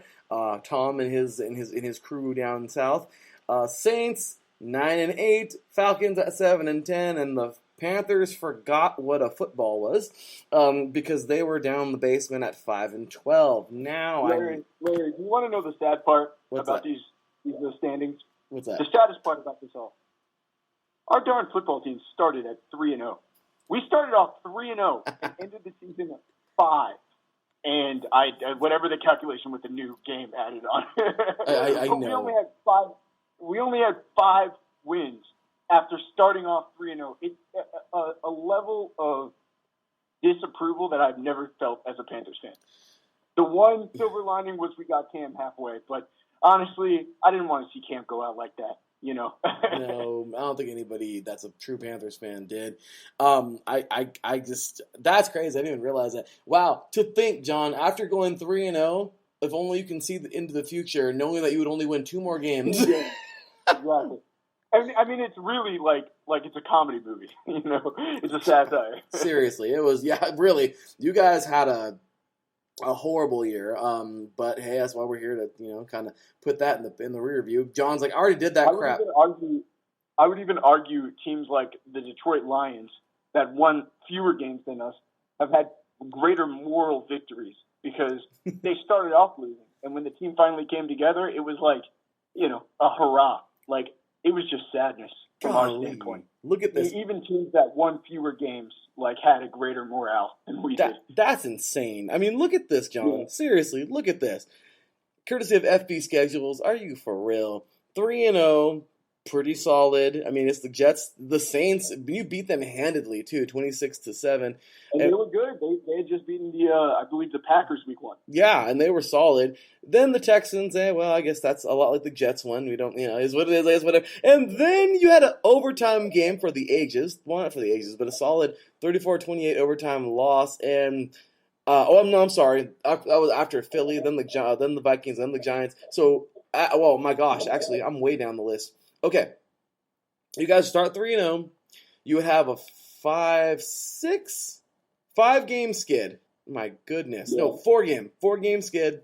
You guys redeemed yourselves somewhat in Atlanta. You're like, yay. Then you lose the Patriots. Dang it. Then you guys beat Arizona, and that was the height of our season right there. Yeah. That was our Super Bowl. And you guys beating the Cardinals. That was Cam's first game back. That was the I'm back game. I'm back. You guys beat the hell out of the Arizona Cardinals, man. 34-10. That was our Super Bowl, to be honest. It was, because then, you guys would go 0-7. My bad, John. My bad. Honestly, Larry, my man, I'm not even upset because it gave us Akeem Ekwonu. It gave us that left tackle. That would not have been there. I would not want a couple moral victories and have a lesser draft pick, You know what? That makes total sense. I'm right there with you. So, with that said, let's go ahead and shut the door on that ugly season for you, because that was really sad. I'm sorry for having. I know, right? For having to put you through that again. My apologies. John's like, wow, I should not have done the show today. But definitely an ugly season. But hey, it is what it is. Let's get to free agency real quick, John. So. Corey Littleton, of course, one of ours, a Raider, heading over to the Panthers. You guys would pick up, you guys would lose Morgan Fox. You guys would lose Hassan Riddick. You guys would lose Stephon Gilmore to the Colts. Riddick going over to the, where the hell did he go? To the Eagles. Trenton Scott heads over to the Steelers. Amir Abdullah will come on over to the Raiders. That was a trade. But Alex Erickson, wide receiver, to the Commanders. I mean, all these different little changes that I'm not going to go over all of them. But what did you think personally, John? How about this free agency? What did you like? What did you not like? What were some key pickups? What were some key departures? I mean, what did you think about free agency? Well, I think initially when looking at our free agency, it comes down, in terms of departures, to one name. And that's Hassan Reddick. Yeah. Hassan Reddick was the essentially one half of the Carolina Panthers brothers blue. Mm-hmm. He was the Batman and Robin with Brian Burns, and they together tag team to make a tremendous pass rushing duo. It's a lot of the reason why we started off the season 3-0, and why our defense, it's easy to forget now, but we actually, through the first 3 games, allowed the least yardage of any opposing team throughout those 3 games since any team since the 2000 Ravens, who went on to win the Super Bowl. Dang. And over the first 3 games. And that was in large part because of Brian Burns and Hassan Reddick. It's not going to be easy to replace his pass rushing prowess. So that was a definite loss. But in the NFL, there's a couple key positions that you have to pay.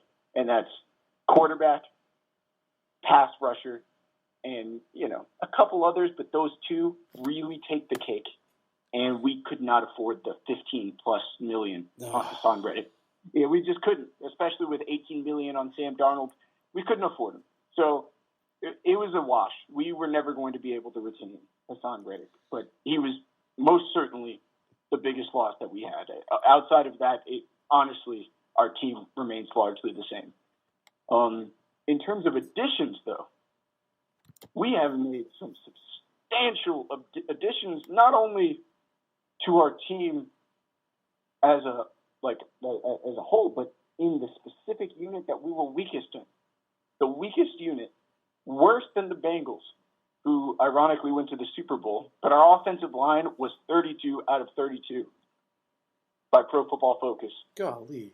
We were terrible. I mean, Sam Darnold was terrible as a quarterback, even in a clean pocket, but the offensive line did him no favors. No. And the offensive line did Cam no favors. That's a sensitive subject to me. I don't even want to get into that. But but we did bring in Austin Corbett, who just won a Super Bowl with the Rams. He was their right guard. So now we have we have our right tackle, Taylor Moton, who is the highest paid player on our offensive line, a solid guy, top 10 right tackle in the NFL. And the problem was he was the only one that was playing well. And now we have a Super Bowl champion at right guard, and we brought in Bradley Bozeman, center from the Baltimore Ravens. So that unit has been consistent in front of Lamar Jackson for the longest, and we got him on a great deal. So our offensive line has been completely revamped based off of our free agency additions, and that's not even talking about our draft pick, which I'm sure we'll get into a little bit later in Akeem Aquanu. So we're gonna get doing much better. Absolutely, we're gonna get to that, but I think we need to address the elephant in the room, man. Patty cake, Baker's man. Oh boy, I am honestly okay. So throughout this entire offseason, maybe I was feeling a little petty. A little penny. A little penny. No, I know. We didn't have too many pennies because of Sam Darnold's contract. So I'm glad this trade didn't cost as much. But being able to get Baker Mayfield for a 5th-round pick, that may be a conditional 4th-rounder if he plays 70% of our snaps, for 2 years from now, not even next year, for 2 years from now, and allowing the Browns to take $10 million of his contract. So Baker Mayfield had an $18 million contract. The Browns are willing to eat $10 million of those dollars, and Baker Mayfield was willing to take a $3.5 million pay cut. So we have Baker Mayfield, an above-average quarterback that was injured last year. And I mean, his non-throwing shoulder, which, as anybody that watches football and knows the sport knows, your non-throwing shoulder as a quarterback is almost as important as your throwing shoulder, because it's all about momentum and velocity. You can't just dangle your other arm. So we're paying less than $5 million for an above-average starter who, if he plays, which we hope he does, 70% of the season, it turns into a 4th-round pick 2 years from now. I'd call that a bargain. I call that a baker's dozen, if you will. I'll take it. He said a baker's dozen. I will take it. John, you guys basically got Baker Mayfield on sale. On sale, literally, though. Because, it was a day over. You know how bakeries sometimes, expiration days a day past. So they're kind of giving it away. Like, they had no leverage with the Deshaun Watson thing. And I'm so glad that's not our headache right now. But that's another story. We almost shot ourselves in the foot.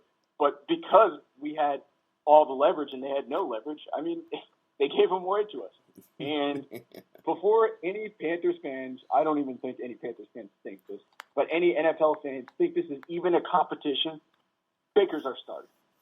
Baker Mayfield's our starter. Oh, yeah. It's not even close.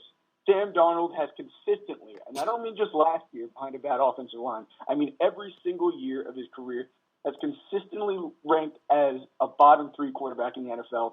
It's not for him. Seems like a good guy. He has some money. Maybe he makes some good investments. And I'm sure he'll be fine. But playing quarterback in the NFL isn't for him. Unfortunately, he was a USC quarterback, as we know, and I remember seeing him start as a freshman, as a true freshman.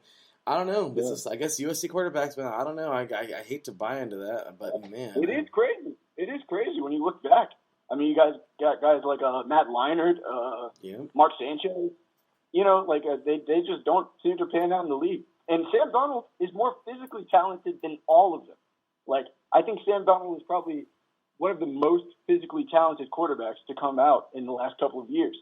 He's around the athleticism of like a Carson Wentz. He's not Josh Allen, but he's still a big 6'4" stocky guy. He led the league in rushing touchdowns the first 3 weeks of the season when we were 3-0. I know, these obscure facts that nobody thinks about. How about that? It's just his processing ability as a quarterback. He gets afraid, he gets happy feet, and he just doesn't see the field. And it's the same thing that makes Tom Brady great, even though Tom Brady doesn't have any physical attributes. Tom Brady is still the GOAT. The same thing that makes him great makes Sam Darnold not so great. He just doesn't have that ability to see the field. He doesn't have that X factor. Absolutely, man. I hate to agree. I mean, because I want to defend Darnold, but it's true, man. It's proven is what it is. Maybe he'll go somewhere else, and that switch will flick, but it didn't happen at Carolina. Regardless, boo-hoo is what it is. As my wife would say, no use crying over spilled milk. And, well, honestly... it's time to bake a cake, though. Time to bake a cake! Though. I'm not even mad. I'm not even mad. John, you've had more plays on Baker Mayfield's name today than I think I've ever heard on this show. I love this. I stay on Panthers Twitter, so I've seen them all. Oh, this is great. No, I'm sorry. This is great. This is a moment. This is great. Okay. Whew, that was funny, man. Alrighty, so amazing stuff here by you guys. I mean, once again, man, the Panthers just look good. It's exciting to see. You know what? It's about to go down, man. I'm excited for this team this year. Let's break into this draft, man. The 6th overall pick, Akeem Ekwonu, as you mentioned already.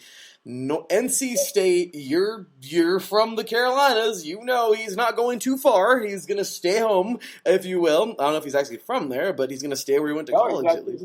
He's from Charlotte. Lived not too far away from my house, actually. Oh, isn't that something? Wow. No. Wow. Hometown kid.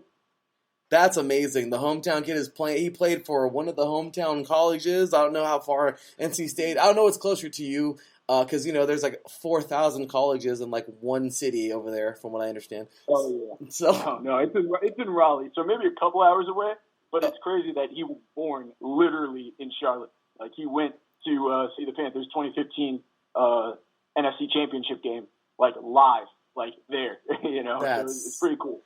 That's fan crazy. Of the Panthers play. That is so cool, man. Well, you guys picked up Ekwonu. No second round, but in the 3rd round, Matt Corral, everybody... It was just crazy. Some people liked him, some people didn't. Regardless, you guys added him to as depth in the roster. Pretty awesome. Brandon Smith, linebacker out of Penn State. I mean, really, man, you guys got some solid pickups, man. Go ahead and go over this draft, and what did you think about it? Yeah, no, that's so this has been Scott Fitterer's 2nd draft. So Scott Fitterer is the new general manager. He just started last year, and last year he worked some crazy magic, getting us the highest amount of draft picks, kind of turned nothing into something. We had the highest amount of draft picks. And this year, we gutted ourselves because we traded for Sam Darnold. That's that 2nd and that 4th.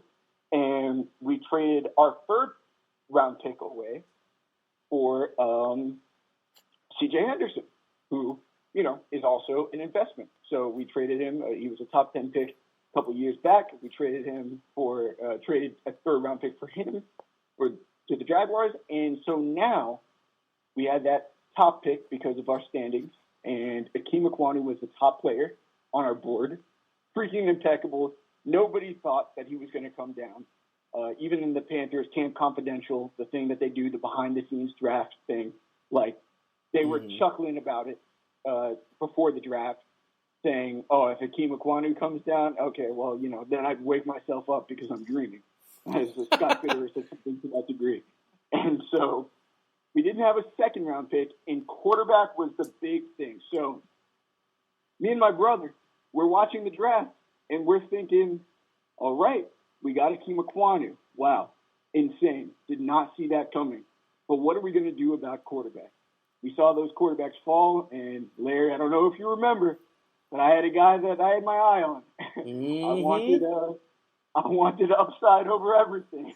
I was thinking Malik Willis or bust. I was willing to even take him with the 6th overall pick. Was that responsible? No. No. I'm not a general manager. I'm not a general manager. So watching him fall, it kind of baffled me, but it made me excited. I thought we were going to trade up. We didn't have a second or third round pick. So day 2 comes around, and we're going through the second round. Again, no quarterbacks, only Kenny Pickett, the first. I didn't like Kenny Pickett as a prospect. Mm-hmm. And then we go into round 3. Finally, dang it, Tennessee Titans take Malik Willis. But it's in the 3rd round, and so at that point I'm thinking maybe they know something we don't, because for somebody with that upside to fall so far, let me see what this team does. And what they do is trade some future picks, move back into the 3rd round, and draft Ole Miss's Matt Corral. So I did a little crash course. I'm not going to lie. I had to do a little crash course on Matt Corral. He was not really on my radar prior to this draft. And what I've seen, I like a lot. I like Matt Corral on paper a lot. He's an RPO guy, so he played in a college system. He's not somebody that's going to come in and light up the NFL, which makes me love the Baker Mayfield pick even more. Mm-hmm. But he's somebody that has all of the tools to be a leader, to be somebody that can get his team behind him. Like, he has that X factor that Sam Darnold kind of lacks. He has great arm strength, and the best thing that he has is a quick release. So he has things that you can't teach. Now, let's see, a couple years down the line, maybe next year, depending on what happens with Baker Mayfield, let's see if he can pick up the things you can teach. Let's see if he can learn the NFL game. I'm glad he was drafted in the 3rd round and wasn't a top pick with the expectations of having to just start off right away. And I'm glad that there's a quarterback on the roster that won a playoff game like Baker Mayfield, so that he just doesn't have the pressure. And hopefully that quarterback room is going to be like a great dynamic for him to learn, seeing that competition. So I'm really happy. I'm really happy with those first 2 picks. Going down the line, we really drafted for upside. We traded up a couple of picks to get Brandon Smith, and Brandon Smith is a linebacker from Penn State, linebacker university. So a lot of good guys come from Penn State, most recently Micah Parsons, and he took over the league in his rookie year. So he's somebody that just has all the tools, maybe more of a raw prospect, not the sharpest, like most refined player at this point, but he doesn't have to be. I'm glad that we got somebody like that.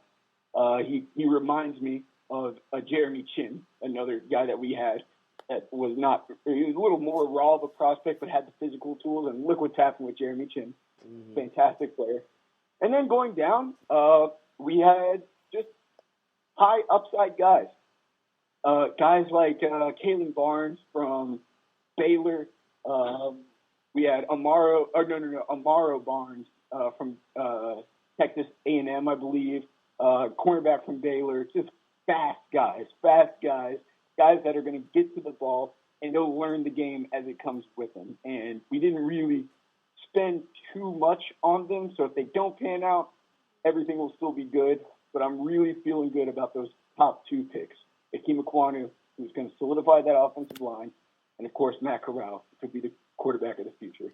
I love it, man. I think you guys got a very good. It was a great day for you guys personally in the draft. I thought it was wonderful, and then you added more. I mean, looking at this depth chart right now here, courtesy of OurLads.com, DJ Moore, who I quote, John said a couple of years ago that if the Panthers draft DJ Moore, I'm going to do a backflip. And I did. I was so excited about that. That's funny you remember that. Yeah, that was my draft crush, quote unquote. Yeah, you guys picked him up. You were happy. It was wonderful. You guys added with him. Robbie Anderson, extreme speedster there. Terrace Marshall. Yep. Now you guys add Akeem Ekwonu there. You guys also have Bozeman. He's around. Well, actually, I think you guys picked him up recently, right? You guys just picked up Bozeman. Yeah, that was the guy that came from the Ravens. From the Ravens. So I felt good about that because they've had a good youth. Yeah. You talked about Austin Corbett. Really, man, Brady Christensen. Really. You guys, added some funny stuff. My wife is over here asking for the proof, John. Where's your backflip proof? My backflip? Yeah, we want. You know what's funny? We want to see the backflip. You know what's funny? That's hilarious because right when you asked, I said it kind of as a joke. Like, oh no, I did a backflip. There's no the camera stopped working when it was being recorded, but it was there. We'll take your word for it, John. You're too much, brother. But you guys have good old Baker behind center. Hey, let's get that Baker's dozen. Come on. That's right. We got that going on. Christian McCaffrey is he's had so many goofy names too, the Mad Calf and all this crazy nonsense, but he is a beast. He's proven to be just up and above and beyond as a running back in the NFL. He's the best in the league when he's healthy. Yeah. The curse is his health. But what makes me optimistic, and obviously, the last 2 years aren't a great track record, but what makes me optimistic, these aren't chronic injuries. It's not like the arthritis that Todd Gurley had, or like major injuries like Achilles tears or ACL tears. These are freak injuries like hamstrings that linger. So I'm feeling at least optimistic that he can come back to form. You know what, man? That's an absolutely amazing running back there. Then taking a look at this defensive line, Brian Burns. I was very excited when you guys picked up Yetur Gross-Matos. He's there now. Matt Ioannidis, Derek Brown. Yeah. Solid stuff, man. And overall, you guys kept on looking pretty good, man. Overall, Shaq Thompson's still around. You guys do have Xavier Woods. Jace Horn. Can we not forget about him? You talked about Jeremy Chin. Gosh. And it's funny, we've never lost a game with him healthy. I say that because he broke his foot in week 3. Oh, that sucks. Well, gladly he's been around. And overall, man, this has just been solid. So just take a look at your guys' schedule this year, courtesy of FBschedules.com. So it looks like you guys, of course, have the NFC South schedule as per usual, but you guys are taking on what looks to be the AFC North, and I believe the NFC West, if I'm not mistaken. Yep. And then your outlier teams, the two that I guess, aren't a part of either of those. It looks like you guys are taking on, let's see, who are they? Oh, that's weird. I can't find them. That's interesting. Wow. I thought there were 2 outlier teams in here somewhere, and there should be, but I guess there isn't. All right. I don't know how that happened. Oh, here we go. The Giants. All right, there we go. Giants are one of them. One of those is odd teams that are not in the either of those divisions, playing out of the NFC East. And if I'm not mistaken, let's go ahead and take a look. And okay, I must be blinder than blind because it looks like everybody else belongs to one of these conferences or one of these. I know we played the Giants week 2. Division. So, there we go. The Giants. Okay, I don't know why I took a look. So that's right. The Giants, of course, NFC East. So, you guys have your outlier teams, just kind of sitting. Overall, man, you guys have a very, I don't know what to say about the schedule, but I do know that it should be a pretty solid year for you guys. With that said, looking at the schedule here, what are you thinking, John? What are you looking what's realistic for you guys this year? Yeah, it's very difficult to tell in terms of record. I'm not a big record guy because I really, truly believe in any given Sunday. But I will say this. This is just demonstrably a more difficult schedule than we had last year. And I think if we had this team, this is a more talented team. If we had this team last year, we would not have won 5 games. I would venture to say we would be closer to about 9 games, especially if Sam Darnold wasn't playing and Baker's dozen was, taking us up to the, so and put on top of that a healthy Christian McCaffrey, a revamped entirely offensive line, and the young players that we brought in, not even mentioning J.C. Horn. So I think we have a lot more talent than people give us credit for. I think it's easy to look at the Panthers and for people like Madden to be like, oh, worst team in the league. And I would understand why you would think that if you haven't been following the Panthers. Yeah. But every game that we've lost because of majority 2 reasons. Maybe a third, maybe 2A and 2B. But 1 was our poor quarterback play, and that started with Sam Darnold. 2 was our poor offensive line play, and hey, who knows how much that contributed to the poor quarterback play. And then 3, our third quarter differential. We had there was a statistic that I brought up in the Carolina cast a couple, maybe 3-4 months ago. I don't remember the exact numbers, but it's something to the degree of John Fox and Ron Rivera, through their first 3 years as the Panthers head coach, their differentials. So in the third quarter, if a team scores 7 against you and you score 0 points, then the differential is -7. So throughout their first 2 years, John Fox was like +3. Ron Rivera, in the third quarter, the amount that the team scored against us, Ron Rivera in his first 3 seasons was like -12, -7. Wow. Matt Rule, his third quarter differential, -115. How? We get out-coached and out-executed in the third quarter. Like, in the first, if we look at the first halves of all of our games, our record would be at least 9 games because we win in the first half. The second half, I mean, even looking at the Cowboys, like these crucial games after our 4th game of the season, after we started off 3-0, the Cowboys, we were only down by like a field goal in the first half, and then we end up losing by double digits.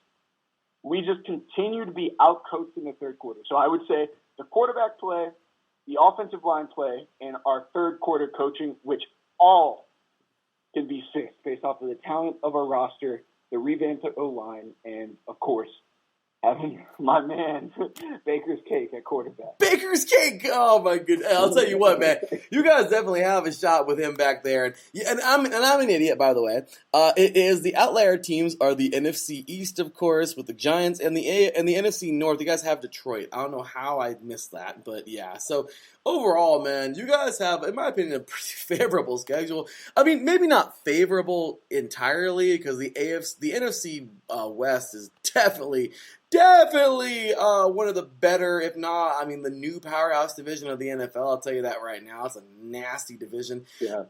But seriously, man, I really think you guys have this, I don't know, something tells me. And it's funny because you guys have been my dark horse team like the last couple of years. I mean, maybe I just want to see the Panthers do good. I don't know, but it's just crazy. Hey, I'm glad you stand alone, Larry, because a lot of people love hating the Panthers these days. I know, it's crazy. I don't even get it. I don't know, the Panthers just, I don't know, you guys seem like I don't know. Like, I think that with everything there right now, you guys just look like a team that should be good. So, once again, paper teams, right? You don't want them, on paper. Yeah, exactly. So I don't know. But at the end of the day, man, solid stuff. And, well, there you go. So, all right, John. Final segment of the day. You know it. I know it. We all know it, man. It's a fun segment. Everyone loves it. And, well, it's time to talk a little crap. Matthew, earlier with the Falcons, has some things to say about the Panthers.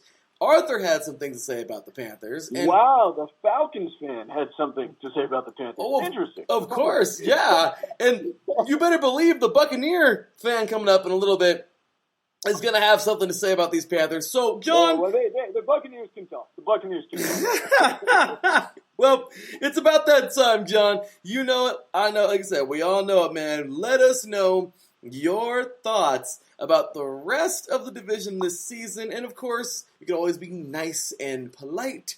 mean and ugly, or a mesh of both? We'll find out. John, you know what to do, brother. Stick it to him. Well, you mentioned the Falcons fan, and I do have to admit, I know the Falcons are going to be number one in something in the NFC South this year. They're going to have the number one overall pick. And so, congratulations. You're right. I know the Falcons have been really focusing their sights on being the best drafting team, and they're going to get that number one overall pick. I wish the best for them in their endeavor. Honestly, I hope they get a good draft pick because this is not a year that they're contending. Just up and down, their roster is not very strong. But when we do talk about the other two teams, yikes. I mean, the Buccaneers and the Saints, Kylam zone. I mean, the Saints might be eating some gumbo this year. I'm not going to lie. I think the Saints actually have a dark horse contender ring to them. I think the Saints are going to be a team that is going to overperform. They've just drafted so tremendously over the last couple of years. I think it's going to depend on how many games Alvin Kamara can play. I know he's pending with some legal issues. And how well Jameis Winston plays. Or more so, how not bad does he play? Because we all know Jameis can throw up 50 touchdowns, but is it met with 50 interceptions? Or are we talking about a 1-2 ratio where he has, 25 interceptions to 50 touchdowns? So I think they're going to be contenders, I think, for the NFC South, the Saints. And then finally, the Buccaneers, man, Tom Brady is a different beast. I genuinely don't understand. He just turned, if I'm not mistaken, I think 73, 74. That's what I was saying. I tell my wife that all the time. She doesn't believe me. I thought he was like 173, actually, but Yeah, no, I just saw he celebrated his birthday on Instagram. I think it was 73, 74. Yeah, he does it. Me either. He has a picture with him and Jesus from high school. I mean, it's incredible, man. I saw that. No, I did. I saw that, and I honestly seeing his high school yearbook photo with his high school teammates. They didn't even have. They had like scribbles on the back of their jerseys. The outfit hadn't even invented yet. Like he said, it was Sanskrit. This gonna. They had hieroglyphics. They had hieroglyphics. They had hieroglyphics. He had one of the pharaohs as his wide receivers. Okay, we gotta stop. I'm sorry. Yeah, no. It was just like a hexagonal, shaped diagram that meant Brady. I mean, honestly, I do not know how he does it. Me either. He kills us every time. Every time. And this isn't the same Panthers team. We have been weak over these last few years because everybody knows the Panthers teams with Luke Kuechly and Cam Newton own the Patriots. We are 2-0 against them, especially that Monday Night Football game in 2013 that came down to the wire where Cam Newton had that famous run. Luke Kuechly had some clutch interceptions. But that's not the team he's playing against now. He blows us out every single game. I don't think there was a game that we came within double digits since Tom Brady's been a Buccaneer. So greatest of all time, John. Greatest of all time. I can't say anything about him. I can't. I was really excited. Honestly, man, I just wish he loved his family more. like it took 1 month of him doing his son's homework and taking out the trash, and he's like, nah, this isn't for me. You're cold, John. I can't say anything about it. I think the Buccaneers are a well-run organization. They've got a great squad, and I just hope they don't beat us too bad this time. Well, I'll tell you what, John. You guys definitely have a chance. Every year I've been saying it. It's like I feel like I'm a freaking Panther fan sometimes because I feel like somewhere along the lines you guys are going to bust out and be solid. I don't know. Maybe it's that color blue. I don't know. My favorite color is blue. I don't know what it is. But I do know that you guys I just We've feel got like that underdog. We've got that underdog swagger to us. you do the undercat. I mean, you guys really do. Like you guys, the cardiac cat. the cardiac cats. You guys have it, man. I just feel like you know what, sooner or later it's gonna happen for you guys. Solid years in the past. That 15-16 season was incredible. I mean, all I know, though, is that it's coming, man. And you guys look like a solid team. So, with that said, John, appreciate you so much, brother. You know the last thing to do here, man, get them plugs out there. Where can all these diehard Panthers fans find you? All right, yeah. You guys can check me out on the Carolina Cast every single Friday at 7 p.m. Eastern Standard Time. And we've got a number of ways you guys can check us out on the Carolina Cast. So, we've got an Instagram, at IE_CarolinaCast. We've got a Twitter at IE_CarolinaCast. We actually, my girlfriend Jenna, who is a producer for the show, and really makes my life so much easier. She gets everything done. She gathers all the information. She makes it so I just have to turn it on and speak sports. Honestly, it's a godsend. But she actually created an entire website from scratch. So check out the website. You can see it on links from my Twitter and from my Instagram. And check us out on Fridays. That is awesome, brother. Well, we are glad. I didn't even know you had a website. That's freaking sweet, man. Well, all I know is you've done an amazing job here with us, and we just couldn't appreciate you more, man. Absolutely. Thank you so much for all of your hard work, man. Tell Jenna thanks as well. Cecilia and I appreciate her as well because she's putting in work over there, too. So we appreciate you, all of you, both of you. And thanks again for everything, man. Hey, appreciate your time here tonight. Enjoy the rest of your evening, man. God bless you and your family. Have a wonderful rest of your day and a wonderful rest of your week, and we will talk very soon, brother. Take care, man. All right, brother, man. Until next time. Until next time, man. Take care. All right. Bye. All right, y'all. Once again, Mr. John Felipe. Glad he can join us here today. And the interview went a little bit over. It's all good. Whatever. We had some good times. 41 minutes, 42 minutes. Not a bad. Sorry, it happens. So with that said, you guys, that is going to do it for this segment. When we get back, we're talking Buccaneers. You're listening to 3 and Out, 8 divisions in 8 days. NFC Week, the conclusion of NFC Week, day number 4 of 8, here on 8 divisions of 8 days, of course. NFC South Day, once again, right here on IE Sports Radio, your direct feed for all that is sports. We'll be right back talking Buccaneers after this.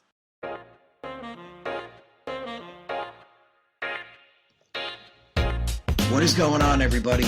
My name is Harrison Glazer, and we're coming at you from the Show That Never Sleeps podcast. I cover the Jets, the Islanders, the Nets, and the Yankees. This is Pierre Moss, and I cover the Mets, Knicks, Rangers, and the Giants. Our show is live every Wednesday through Spreaker and a bunch of other ways to get our content. Again, we're the Show That Never Sleeps podcast. We talk about all those New York sports. It's a lot of fun. We get into all of it. Please tune in. Again, that's Wednesdays at 6 p.m. And we look forward to having you guys right here on IE Sports Radio, your direct feed for all that is sports.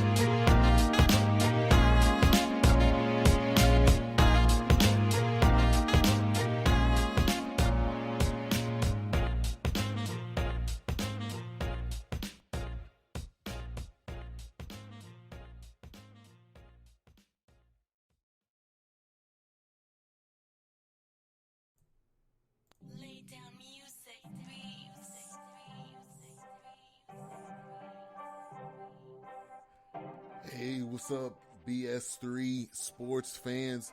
If you love listening to the BS3 Sports Show, check out the weekend wrap-up every Monday at 12:15 Central Time, 1:15 Eastern, recapping the weekend in sports like you never heard it before. Comedy, interactive chat room, it's a must-listen. Weekend wrap-up on Spreaker.com. Part of the X Squad. Check it out. You won't be disappointed.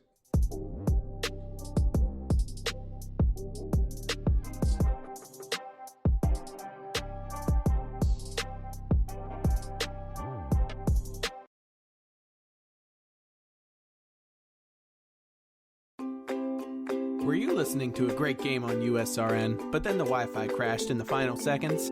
Or do you simply want to listen to the best calls we here at USRN have to offer? Well, then you need to go check out our Audio Boom page. It holds a collection of our best calls that you don't want to miss. How do I get there, you ask? You can download the Audio Boom app and look up Ultimate Sports Radio, or simply go to audiobook.com/Ultimate Sports Radio. And as always, thanks for listening and making USRN one of the most talked about sports networks on Mixler.com.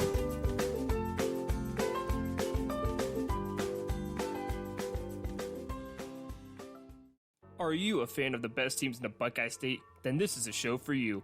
This is the State of Ohio Sports, where I, your host, Andrew Higginbotham, will bring you all the professional news as well as all things college from Northeast Ohio and Cleveland, all the way down to Southwest Ohio and Cincinnati, and even in the heart of the state in the state capital of Columbus. So if this sounds like the show for you, check out the State of Ohio Sports show every Friday at 2 p.m. Eastern Time, 11 a.m. Pacific on IE Sports Radio, your direct feed for all that is sports.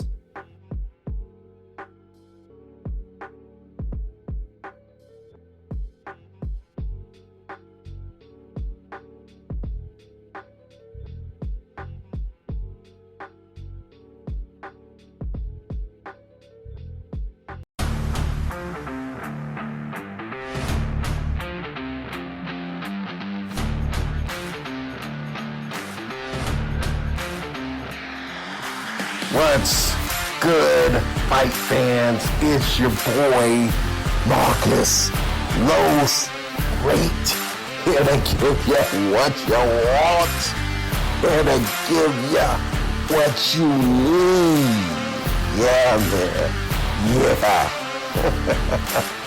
I'm coming to you live, straight from your mama's basement with a crispy, awesome white tea. We're coming to you live every Tuesday at 10 p.m. Eastern Standard Time.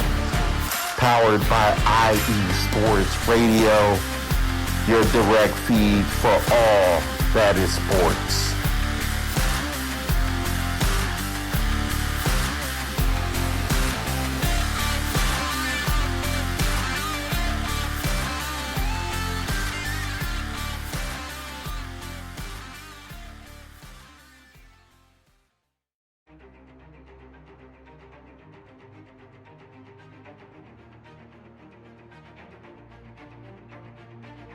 Hey USRN fans, do you have a product or company you're trying to promote? Look no further.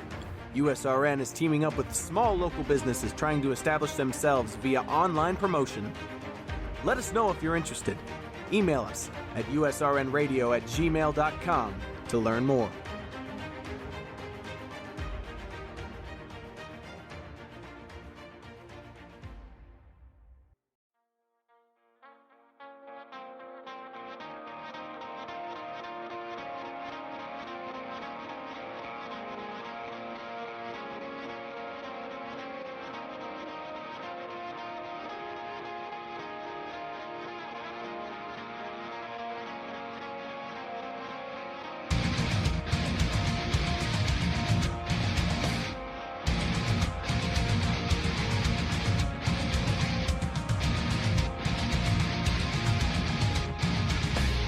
Hey sports fans, do you like wine? Well, we've got the show for you. This is Let's Wine About Sports, a show where we talk about wine and sports simultaneously. From the classic Cabernet Sauvignon all the way down to the grapes that you've never even heard of before. Oh yeah, we cover it all. And we'll talk about a little bit of sports as well. Football, hockey, collegiate, women's sports, it doesn't matter. We're going to talk about it all, and we're going to whine about it all. So join me Monday at 8 p.m. on IU Sports Radio, your direct feed for all that is sports.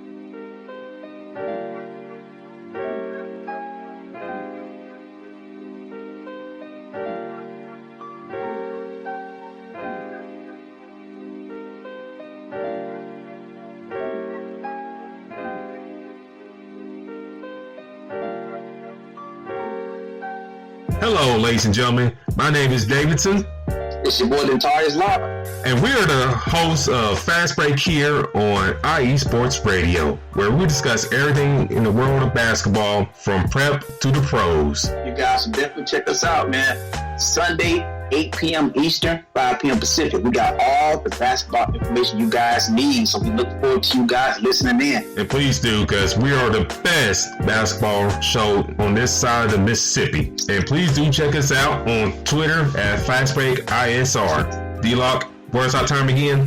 8 p.m. Eastern, 5 p.m. Pacific. That give you guys plenty of time on a Sunday. Tune in.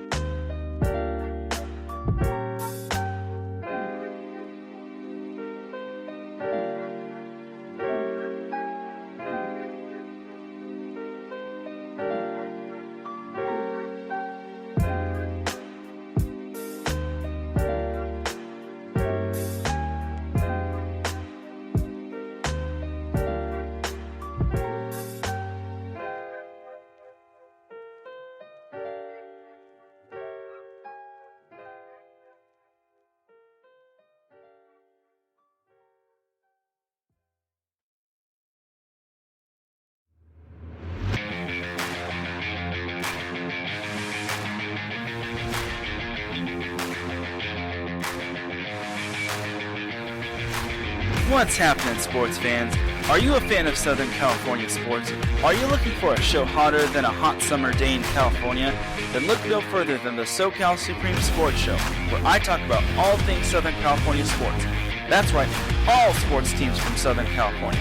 From the hard-hitting tackles of the NFL, to the killer crossovers and big three-pointers of the NBA and WNBA, to the grand slams of the MLB, to the bone-chilling goals of the NHL, and to the booming kicks of the MLS, the SoCal Supreme Sports Show has it all for you. Oh, and let us not forget about the college sports as well. So join me, Taryn Rodriguez, every week here on IE Sports Radio, your direct feed for all that is sports. Welcome back, football fans. Well, we just heard from our boy John Felipe. What a great show so far. Starting things off with our very own Matthew Balte.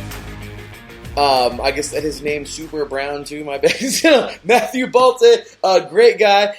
We had, hey, I can't help it, man. I'm a Latino. I throw that out there all the time.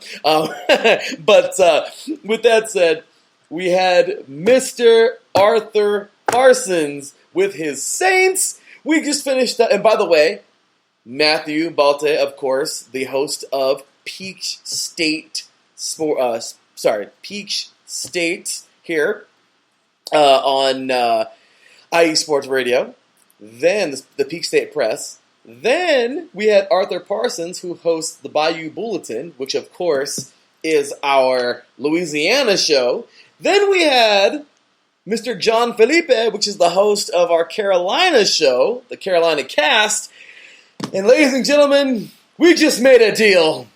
Just kidding. We just brought another guy aboard, though. Glad to have him here. Ladies and gentlemen, he's in talks for a possible Tampa Bay or maybe Central/North Florida show here on IE Sports Radio. Ladies and gentlemen, making his first appearance here on IE Sports Radio, as well as his first appearance here on 3 and Out to talk about his Tampa Bay Buccaneers. Ladies and gentlemen, the last name is going to shock you. I'm just kidding.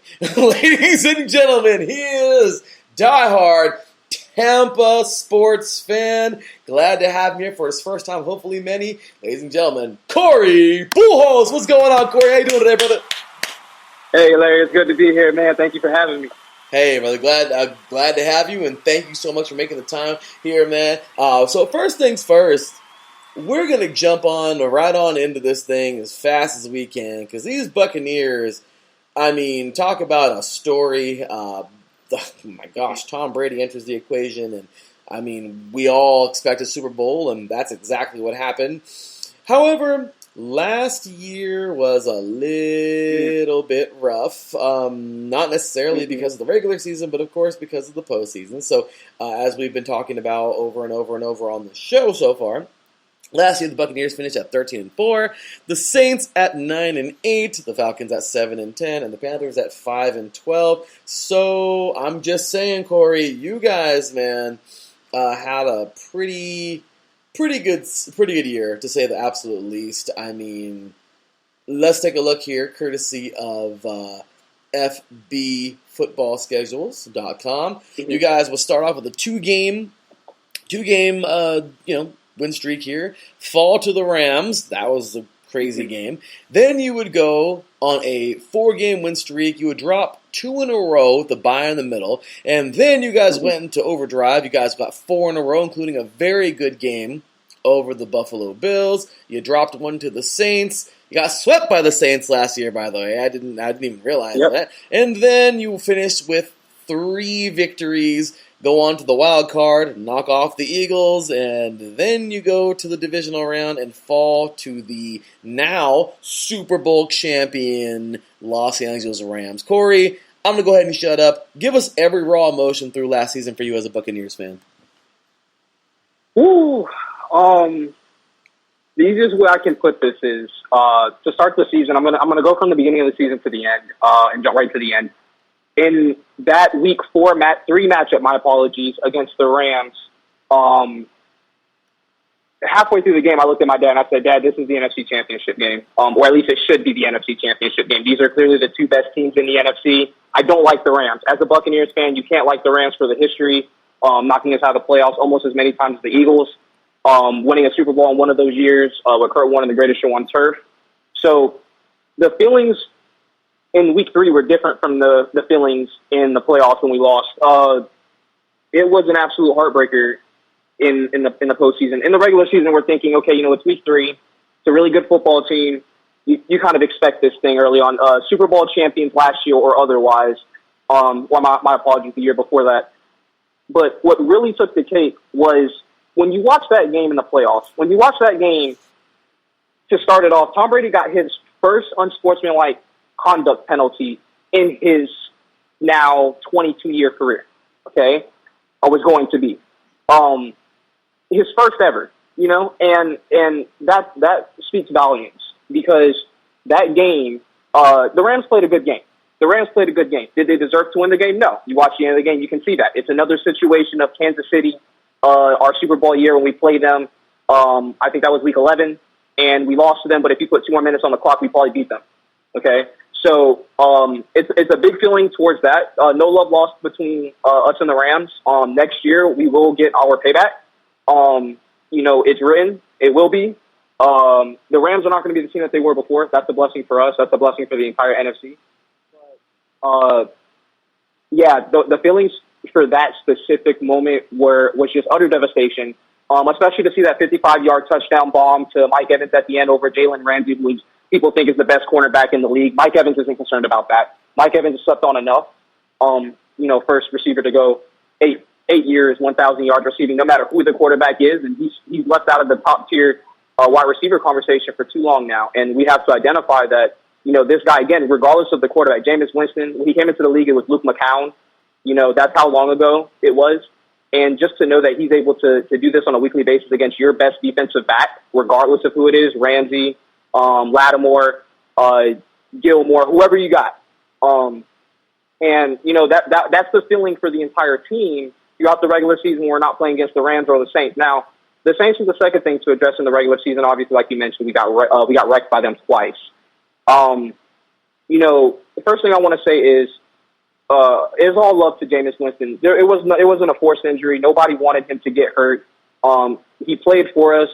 We have, when I say we, I mean the city of Tampa Bay and Jameis Winston have our differences. We don't miss him at all, but we still respect the competitiveness. And, we respect that hustle that he brings to the team because he is a quick quarterback. But it's those moments that he is not lasered in focus that is the most devastating moments for him when he throws these interceptions, when he's throwing behind receivers, when he's throwing too tall for receivers. It's just these little things that if he fixes it, he's basically in the top 10 quarterback conversation. And go ahead. Yeah, so that's really the big sum up I would say for the season. You look at the Bucs, you expect them to do what they did last year, 13-4. Against up by the Saints hurt, but I think I think this year we'll probably split with the Saints. I think we'll both keep our home games. But that season it really gets summed up in that final game in LA against those Rams, and it was a heartbreaker. That was the feeling. It was utter heartbreak. It looked like it, brother. I'll tell you right now, that was a tough one, a tough pill to swallow. You guys look like you had it, and it just kind of slipped away. But let's go ahead and shut the door on this season, man, and get on it, or last season, and go ahead and get on into this season with some key departures and some pickups and free agency. So, courtesy here of OverTheCap.com. You guys had some pretty big departures, but some good stuff as well here. Good pickups. Justin Watson over to the Chiefs now. Jordan Whitehead to the Bengals. Alex Kappa. I remember seeing Alex Kappa in the Senior Bowl. I remember seeing him coming out of Humboldt State. I think he was like one of the last teams to actually play at Humboldt State before they lost their football team. But he's going over to the Bengals. Yeah.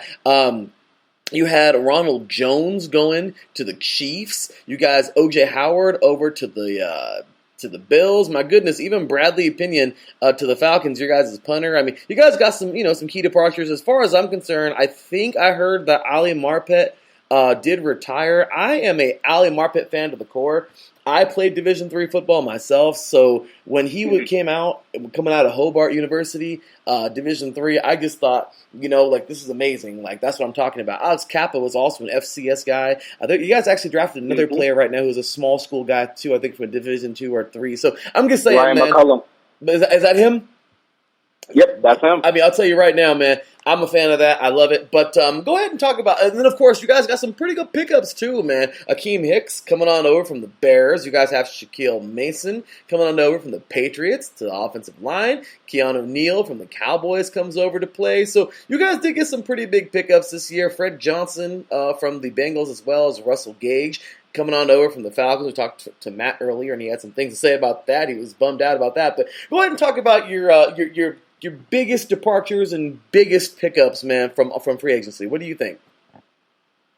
Yeah, absolutely. So the biggest noteworthy, I'm going to start with departures first, and I'm going to say that the biggest noteworthy departure, and this will probably be no shock to any true Buccaneers fan who's watched the Bucs ever since we drafted this young guy, but Jordan Whitehead, when he left, we lost a guy who was, I believe, second on the team in forcing fumbles. This man is a physical, down south hitter. Okay, he's coming at you, and he's coming at you like Steve Atwater. Okay, back in the 90s. All right, and he wants to take your head off, and if you can't take your head off, he'll take the ball. And those exactly. Those are two great ways to look at playing defense, because at the end of the day, that's what your job is to prevent the team from scoring. The best way to do that is make the tackle or take the ball. And so that departure hurt a lot. O.J. Howard over to Buffalo. Buffalo got better with him. However, at the same time, O.J. is a phenomenal talent. He's had some injuries here in Tampa. Nothing too major that puts him on the shelf. But, when you have Gronk, it's not a knock on O.J. It's the GOAT in the tight end category of Gronkowski. And that guy is just, listen, as magical as Tom is, Gronkowski possesses a lot of that magic as well, in his own realm of, again, playing tight end. Outstanding blocker as well. And so, O.J. Howard, wish him the best. And of course we lost Ndamukong Suh. I mean, the door's still open for him to come back, but I'm mentioning that because obviously we drafted a nose tackle. And the guy can do it all. I mean, he kind of looks like a baby Ndamukong Suh. And that's a great thing for us. But, obviously if Ndamukong Suh wants to come back, if we could get him, we'll take him. Absolutely a welcome piece of the puzzle. Those I would say were the biggest things as far as departures. Rojo, he was great for us. He was, but the knock on him is going to be the knock on him until he improves it, and it's on him to do it. It's his hands. You got to be good at catching that ball. You got to have good vision after the catch, and you got to know where you're going, where your lanes are at, where your offensive linemen are trying to create holes for. You got to produce. And after the catch, he was just unable to do that. As far as his position is concerned, we have Leonard Fournette, who we were able to retain on a 3-year deal, which is absolutely outstanding. As I am a Gator as well as a Buccaneer, I watched Leonard Fournette in college, and I can tell you right now, he's the guy that you want on your side, not on the other side. You don't want to have to try and tackle him.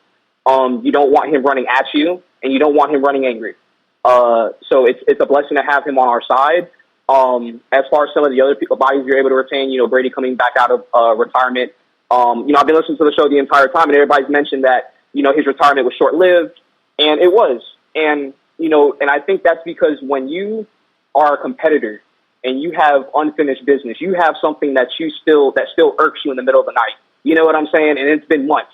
You have to scratch that itch at some point. You can't allow that itch to sit there. You don't want to have a what if or what could have been linger in the back of your mind, especially when you're Tom, when you're the GOAT, and you can look in the mirror and you can confidently say, hey, I can still do this. I have the team. I have the support. Why not? And, that was during the press conference when he came back, Mike Evans mentioned that they knew, minutely beforehand that Tom was going to come back. But Chris Godwin said it also that he felt that Tom wasn't done. And, we'll see what happens before training camp and, Lord behold, Tom comes back. You lost Gronkowski. He's retired for good. I think he's completely retired for good. I don't think he's coming back in the middle of the season. And that's because the last time he retired, he actually retired for a year before he came back. So I think he's good, embracing the next, step into his life. And I wish him nothing but the best as a fan of him and Tom when they were in New England. It was just phenomenal to have him here and absolute dream come true as a Buccaneer fan, that is.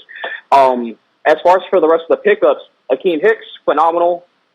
Great nose tackle. Can't wait to see what he does for us, the type of space that he can give Vita Vea. As far as, that's going to be great. Those two together are going to be monsters. On the edge, obviously, we still have a compliment. We have Joe Tryon-Shoyinka, who came along last year very well as a rookie, and then obviously we have Shaq Barrett on the other side. We drafted another outside linebacker in the 7th round. We're going to see how he does. He's got plenty of people to learn from. Sapp is in and out of camp as well for the Buccaneers, along with Rondé Barber, Tony Dungy from here and there, some of the OGs. So there's plenty of coaching going on. We also picked up Logan Ryan, who played with Tom before. That's right, Logan Ryan. And he is a brilliant-minded safety. He is going to bring some serious depth as far as the knowledge is concerned, and also positioning, getting to landmarks, and understanding what the safeties and cornerbacks' jurisdiction is in the backfield. I think the biggest pieces for us really came this offseason. We've been doing great since Jason Light has taken over in the offseason, signing some tremendous talent. And that didn't change here, of course, like I mentioned with the Phoenix and with Logan Ryan. But I also can't wait to see what the rookies do, because our draft class, I feel like, was phenomenal. I think I would give the Bucs a B+ in that draft class, and I can't wait to see what they're going to produce for us. And the last part is Russell Gage. I mean, he's an instant starter, plug and play. As a Buccaneer fan, I watched him torch us on defense on third downs. Phenomenal player for Atlanta. Can't wait to see what he does with Tom. I'm excited for him, man. So let's go ahead and move on into these draft picks.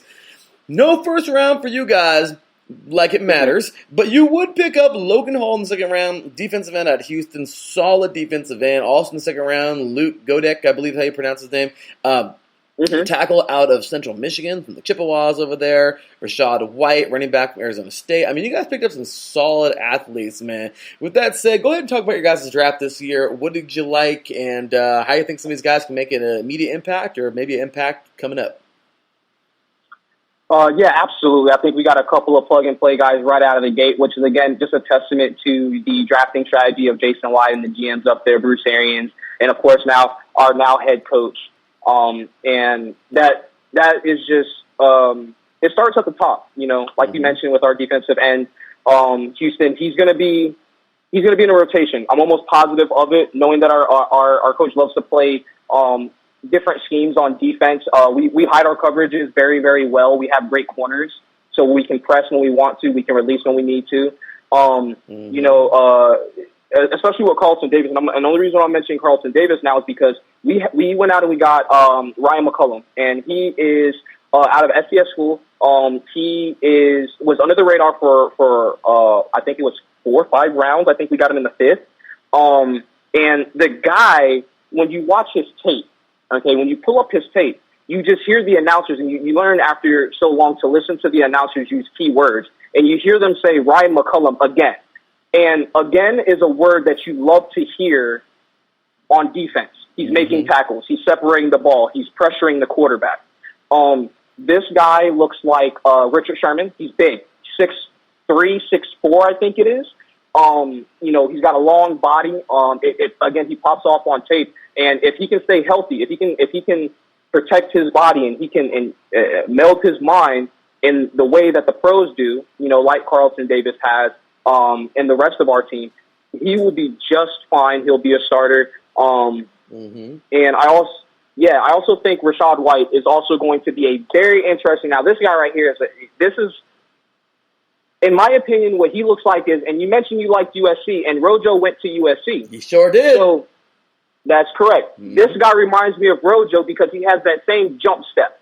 Okay, that same jump step. He finds the lane, boom, he's moving. He's not asking questions. He's not waiting around for a defender to say, hey, you want to go this way or that way. He's making his cut, he's putting his shoulders down, and he's moving forward. And that's a dangerous thing because he has the one thing that I mentioned before that Rojo didn't have, and that's the hands. Because you see him on tape, around 40% to almost 50%, I want to say, of his big playability comes from him getting the ball in open space. And that is something that Tom loves. Tom sees that, and he's like, yes, give me that guy. He can catch out of the backfield. Come here. Let's go win a Super Bowl. So I absolutely love what we did in the draft. The last person I want to mention is Luke Gadecki. This guy was the second all-around graded offensive lineman in the draft. And we got him in the third round, I think it was. I think so, yeah. At the end of this, I think it was the third round. And that's huge because you put that with Shaq Mason, who we got in free agency over from New England for literally a penny, okay, for nothing. And our offensive line, I don't think it got worse. I won't necessarily say it got better, obviously losing Alex Kappa and, oh goodness, I can't remember his name off the top of my head right now, but our other guard who went over to Cincinnati. We lost. Yeah. Yeah. Once that happened, that became the focus point for Tampa Bay. Hey, we need to draft. We're going to have to draft high for an offensive lineman. We need to look out here and see what's available as far as free agency. And, that's why those moves were made so suddenly. When Shaq Mason came up, that was the instant deal for us. I was on Twitter scrolling through my Buccaneers feed as it broke. I saw it a minute after it broke. So I was like, it's this phenomenal pickup. He played with Tom before again. So you're going to pair those two now. The second overall graded offensive lineman in the draft for this past draft, Luke Gadecki, with Shaq Mason, our offensive line, Donovan Smith, and our center, Ryan Jensen. I feel good. I feel really good about Tampa right now. Look, man, I feel your enthusiasm because you guys look good, man. So let's do this. Taryn in the chat room says, I feel he might come back, but that's a great point by Corey. Talked about Gronk earlier. He says, also, Gronk's girlfriend is gorgeous. Wow, okay, Taryn. Taryn's over here in the chat room having fun, man. So with that said, you guys have Leonard Fournette's still back there. You got Shaq Mason now. I mean, Tristan Wirfs is still a damn monster. Mike Evans, Godwin, Gage, of course, now in there. I mean, seriously, man. You guys are just in Vita Vea, William Goldson. The list goes on, man. This entire team is so damn stacked. Let's take a look at the season, man, courtesy of FBschedules.com. You guys, as I've been saying all show long, of course, the NFC South. You guys have the NFC East, of course, Cowboys, Eagles. Actually, no, you guys don't. Sorry. You guys have the NFC North. The Cowboys are our outlier team. The NFC North, of course, this year got them Packers. And, really, man. Oh, no, I'm stupid. I'm sorry. I'm an idiot. Wow. I guess completely goofed everything up today. It's okay, though. So, there's the West. So, NFC West is up in there, ready to play. I mean, seriously, man, there's a lot of teams in here that are just scattered, man, that look like they have some good teams this year. They really do, man. You have here, as I mentioned, the AFC North, and yes, it is confirmed, the NFC West. So, there's my errors for the day, if you will. But, looking at some of the other teams, though, still, I mean, it looks like a solid schedule. Like, this looks like a very tough schedule. The AFC West here, you have the Chiefs coming up out of there. I mean, really, it looks like a tough schedule and something that could be, this could be a challenge. Dallas coming out of the NFC East. So overall, what do you think personally? How do you think this team is going to do? Looking at the schedule right now, what do you feel your Buccaneers are going to do this season? Right, and that's some good points that you make right there. This schedule looks promising as far as the entertainment factor is concerned. As far as the win-loss factor is concerned, I think we're going to do well. I think this team has the ability to go as far as they want to go. It's really going to be determined by the injury list every week, I think is what it's going to come down to. I think if we stay healthy, that we have a good shot. I mean, listen, I'm not going to put anything in the air, but, you got Tom. Got these weapons, got a great defense, got a great head coach. I mean, could go undefeated, but I'm not. I'm saying that as a fan. Do I believe it's going to happen?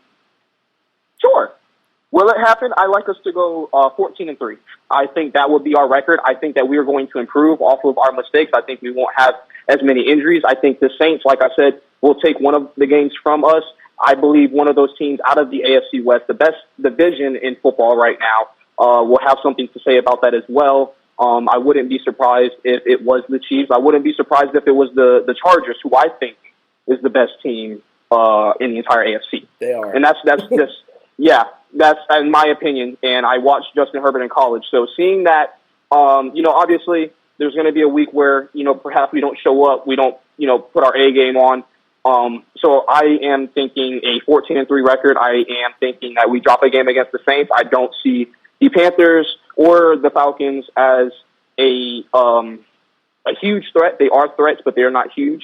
And the rest of the NFC, unfortunately, I don't feel is also on par with the Tampa Bay Buccaneers, as the Rams and the Packers both got worse in this offseason.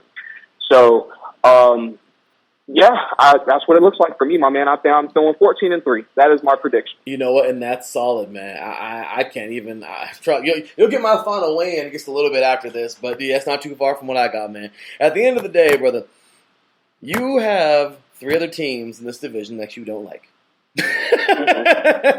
You've been listening to the show all show long, you said, so you know what's coming. This is a fun segment. This is where you get to talk about those other 3 teams. Talk about how you think they're going to do this year.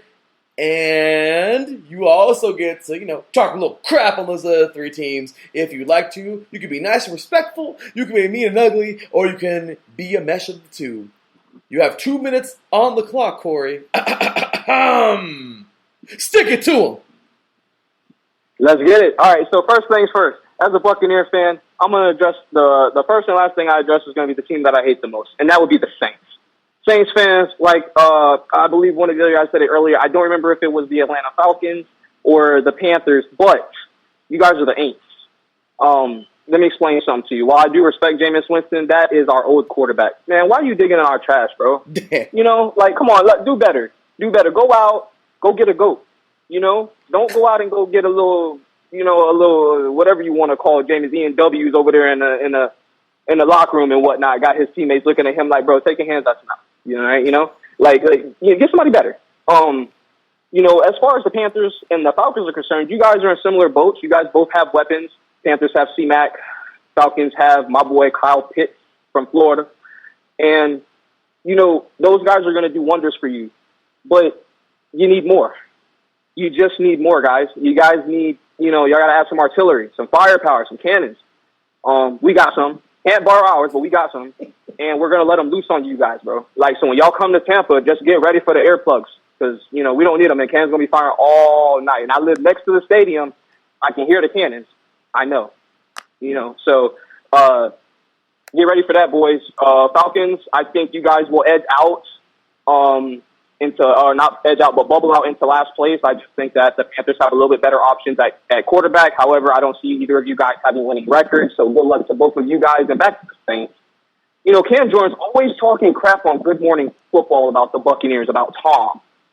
And, Cam, how many wins do you truly have against Tom? You got, the 4 wins in the regular season against him? But, what is your record outside of that? Because I remember him breaking y'all's behind, y'all's hearts in the fourth quarter. I remember him doing this countless times to y'all.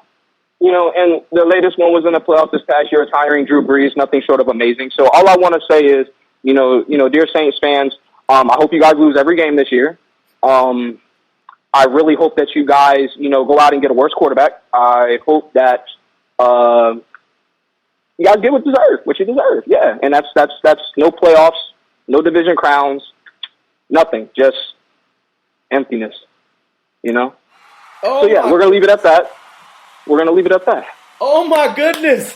I hit the applause button. That was nasty. Oh man, you came out. We don't like the Saints.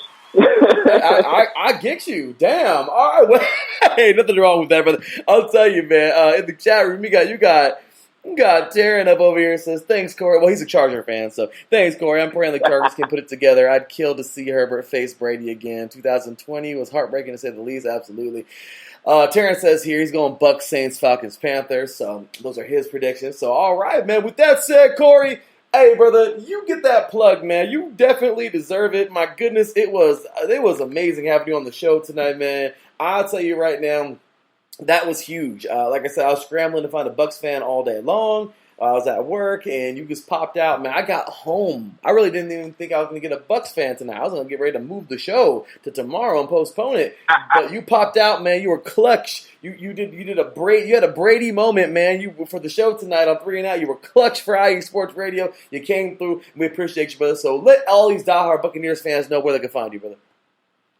Yes, absolutely. So anybody in the Bay Area, the South Tampa Bay area, you guys can find me at CoreyPujols.com. I talk all Bucks, all Gators, all day on there.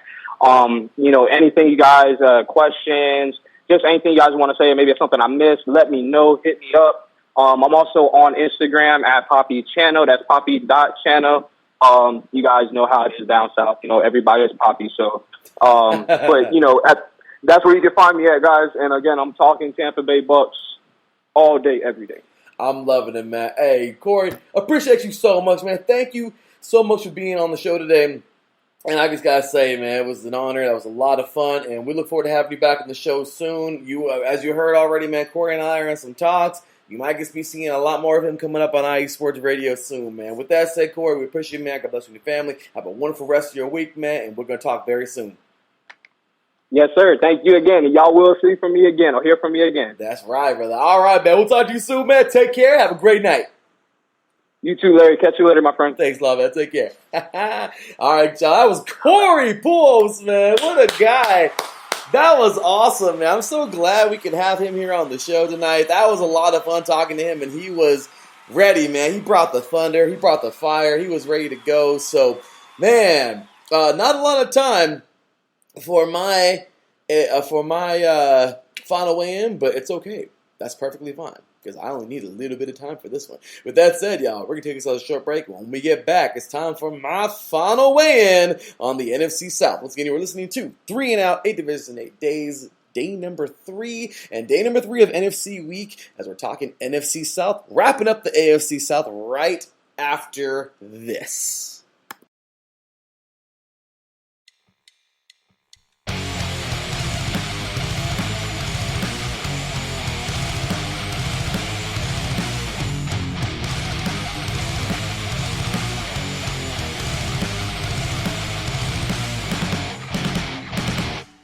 Do you love college football? And do you want to hear a college football show dedicated to all that is college football, including junior college, and the CCCAA and the NJCAA, the NAIA, and the NCAA, including Division III, Division II, Division I AA in the FCS, and Division I Single A in the FBS? Well, then look no further. Join myself, Larry B., and my colleagues, Mr. H-Town Blake Henley, and Mr. Christian Espinoza, each week during the college football season for the latest in college football on 3 and Out College Edition, right here on IE Sports Radio, your direct feed for all that is sports.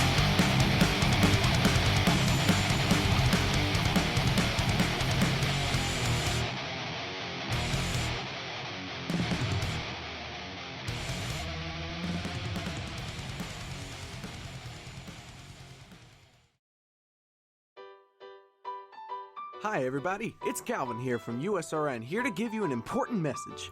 Since 2017, we have done our absolute best to provide you with nothing but the highest quality of sports calls in the greatest of quantity possible. Thanks to you, our station has grown more than we ever thought. That's why, with your help, we would like to grow even further. Just think, twice the amount of your favorite calls, 24 hours of coverage, talk shows, play-by-play, game-by-game analysis, and so much more. That's right, USRN2 is officially in development. But we can't do it alone. We have set up a GoFundMe page that you can access from our homepage on the left of your screen.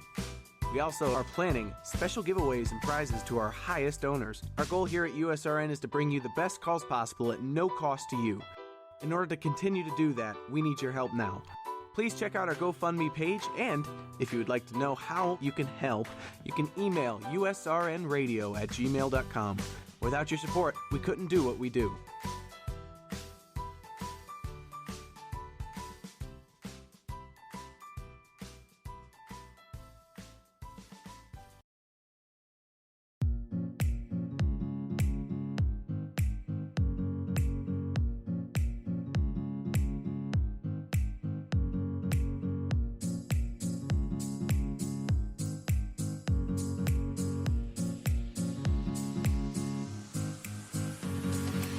Hey there, sports fans.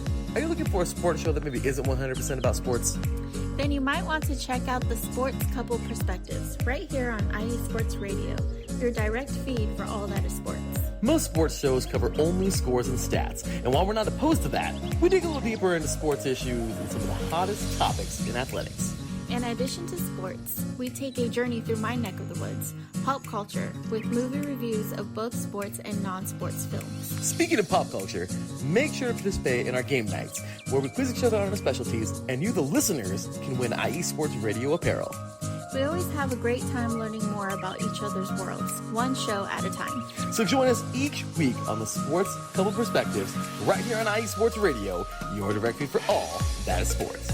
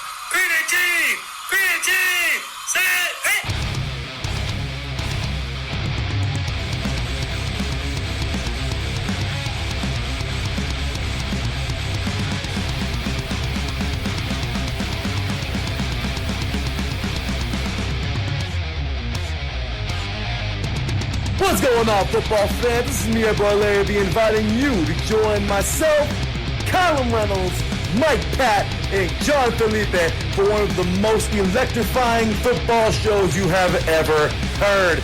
3 and Out, right here at IE Sports Radio. Recap of the week before, a preview of what's to come, and of course, 3 hardcore head-to-head prime-time face-offs each week. You don't want to miss it.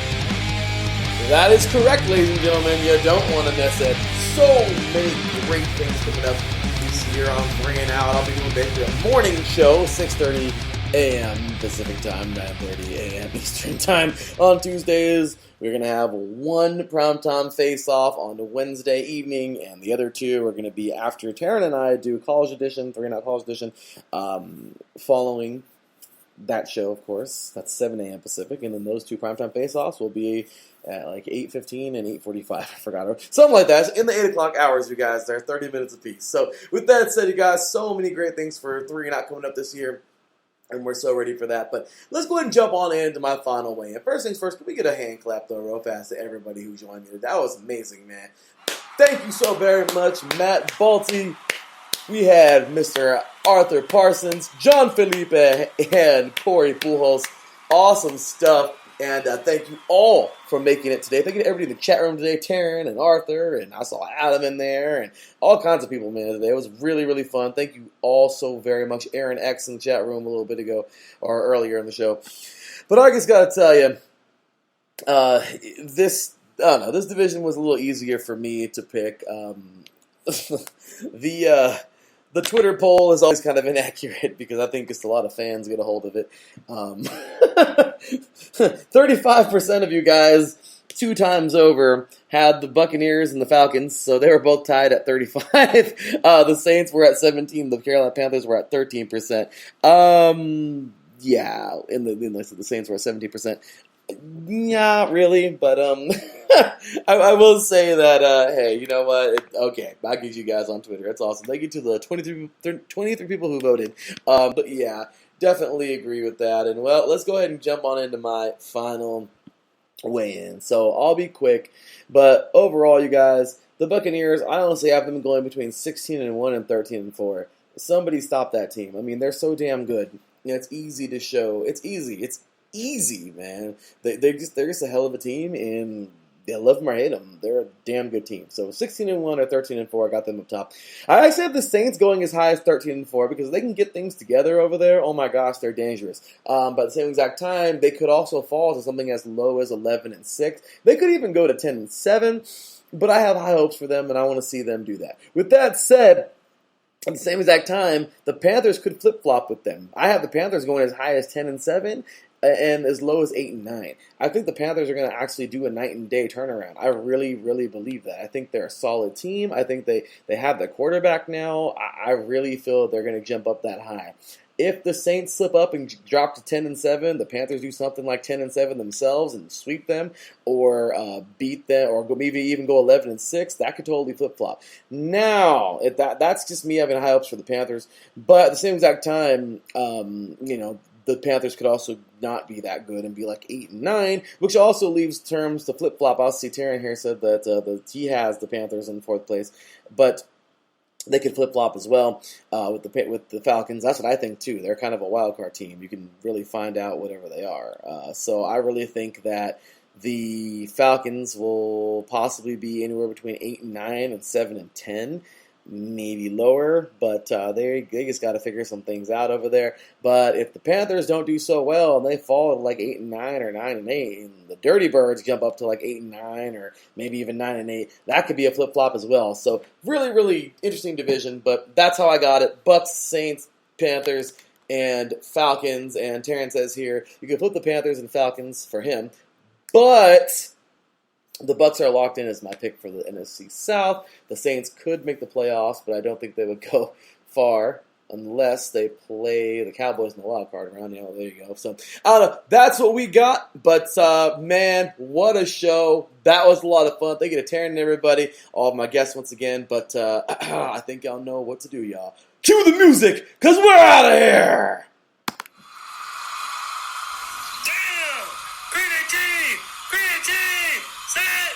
All right, y'all.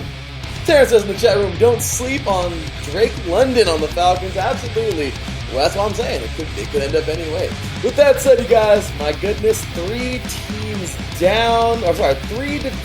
down, and 1 more to go in the NFC. Tomorrow, we're going live. Tomorrow will be a little different.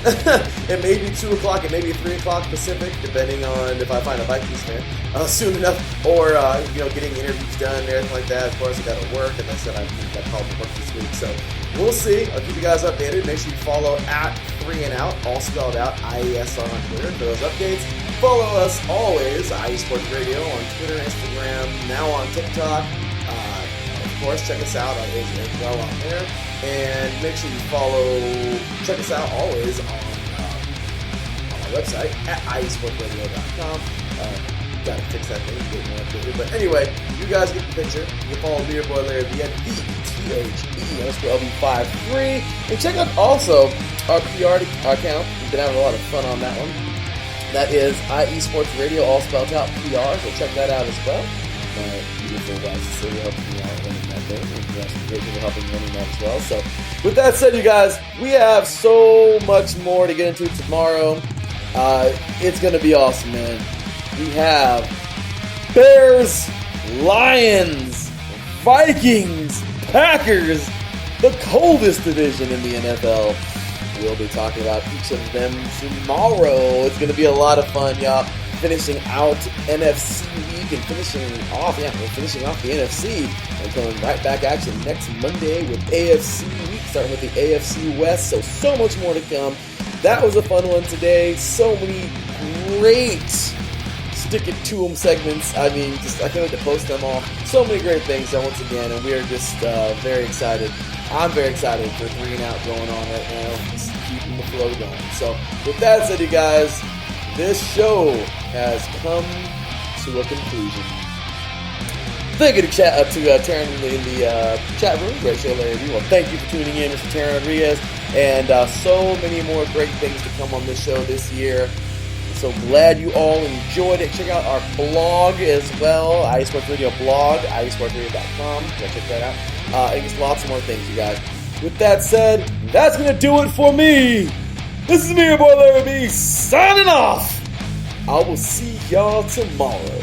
Until then, take care. And as always, God bless.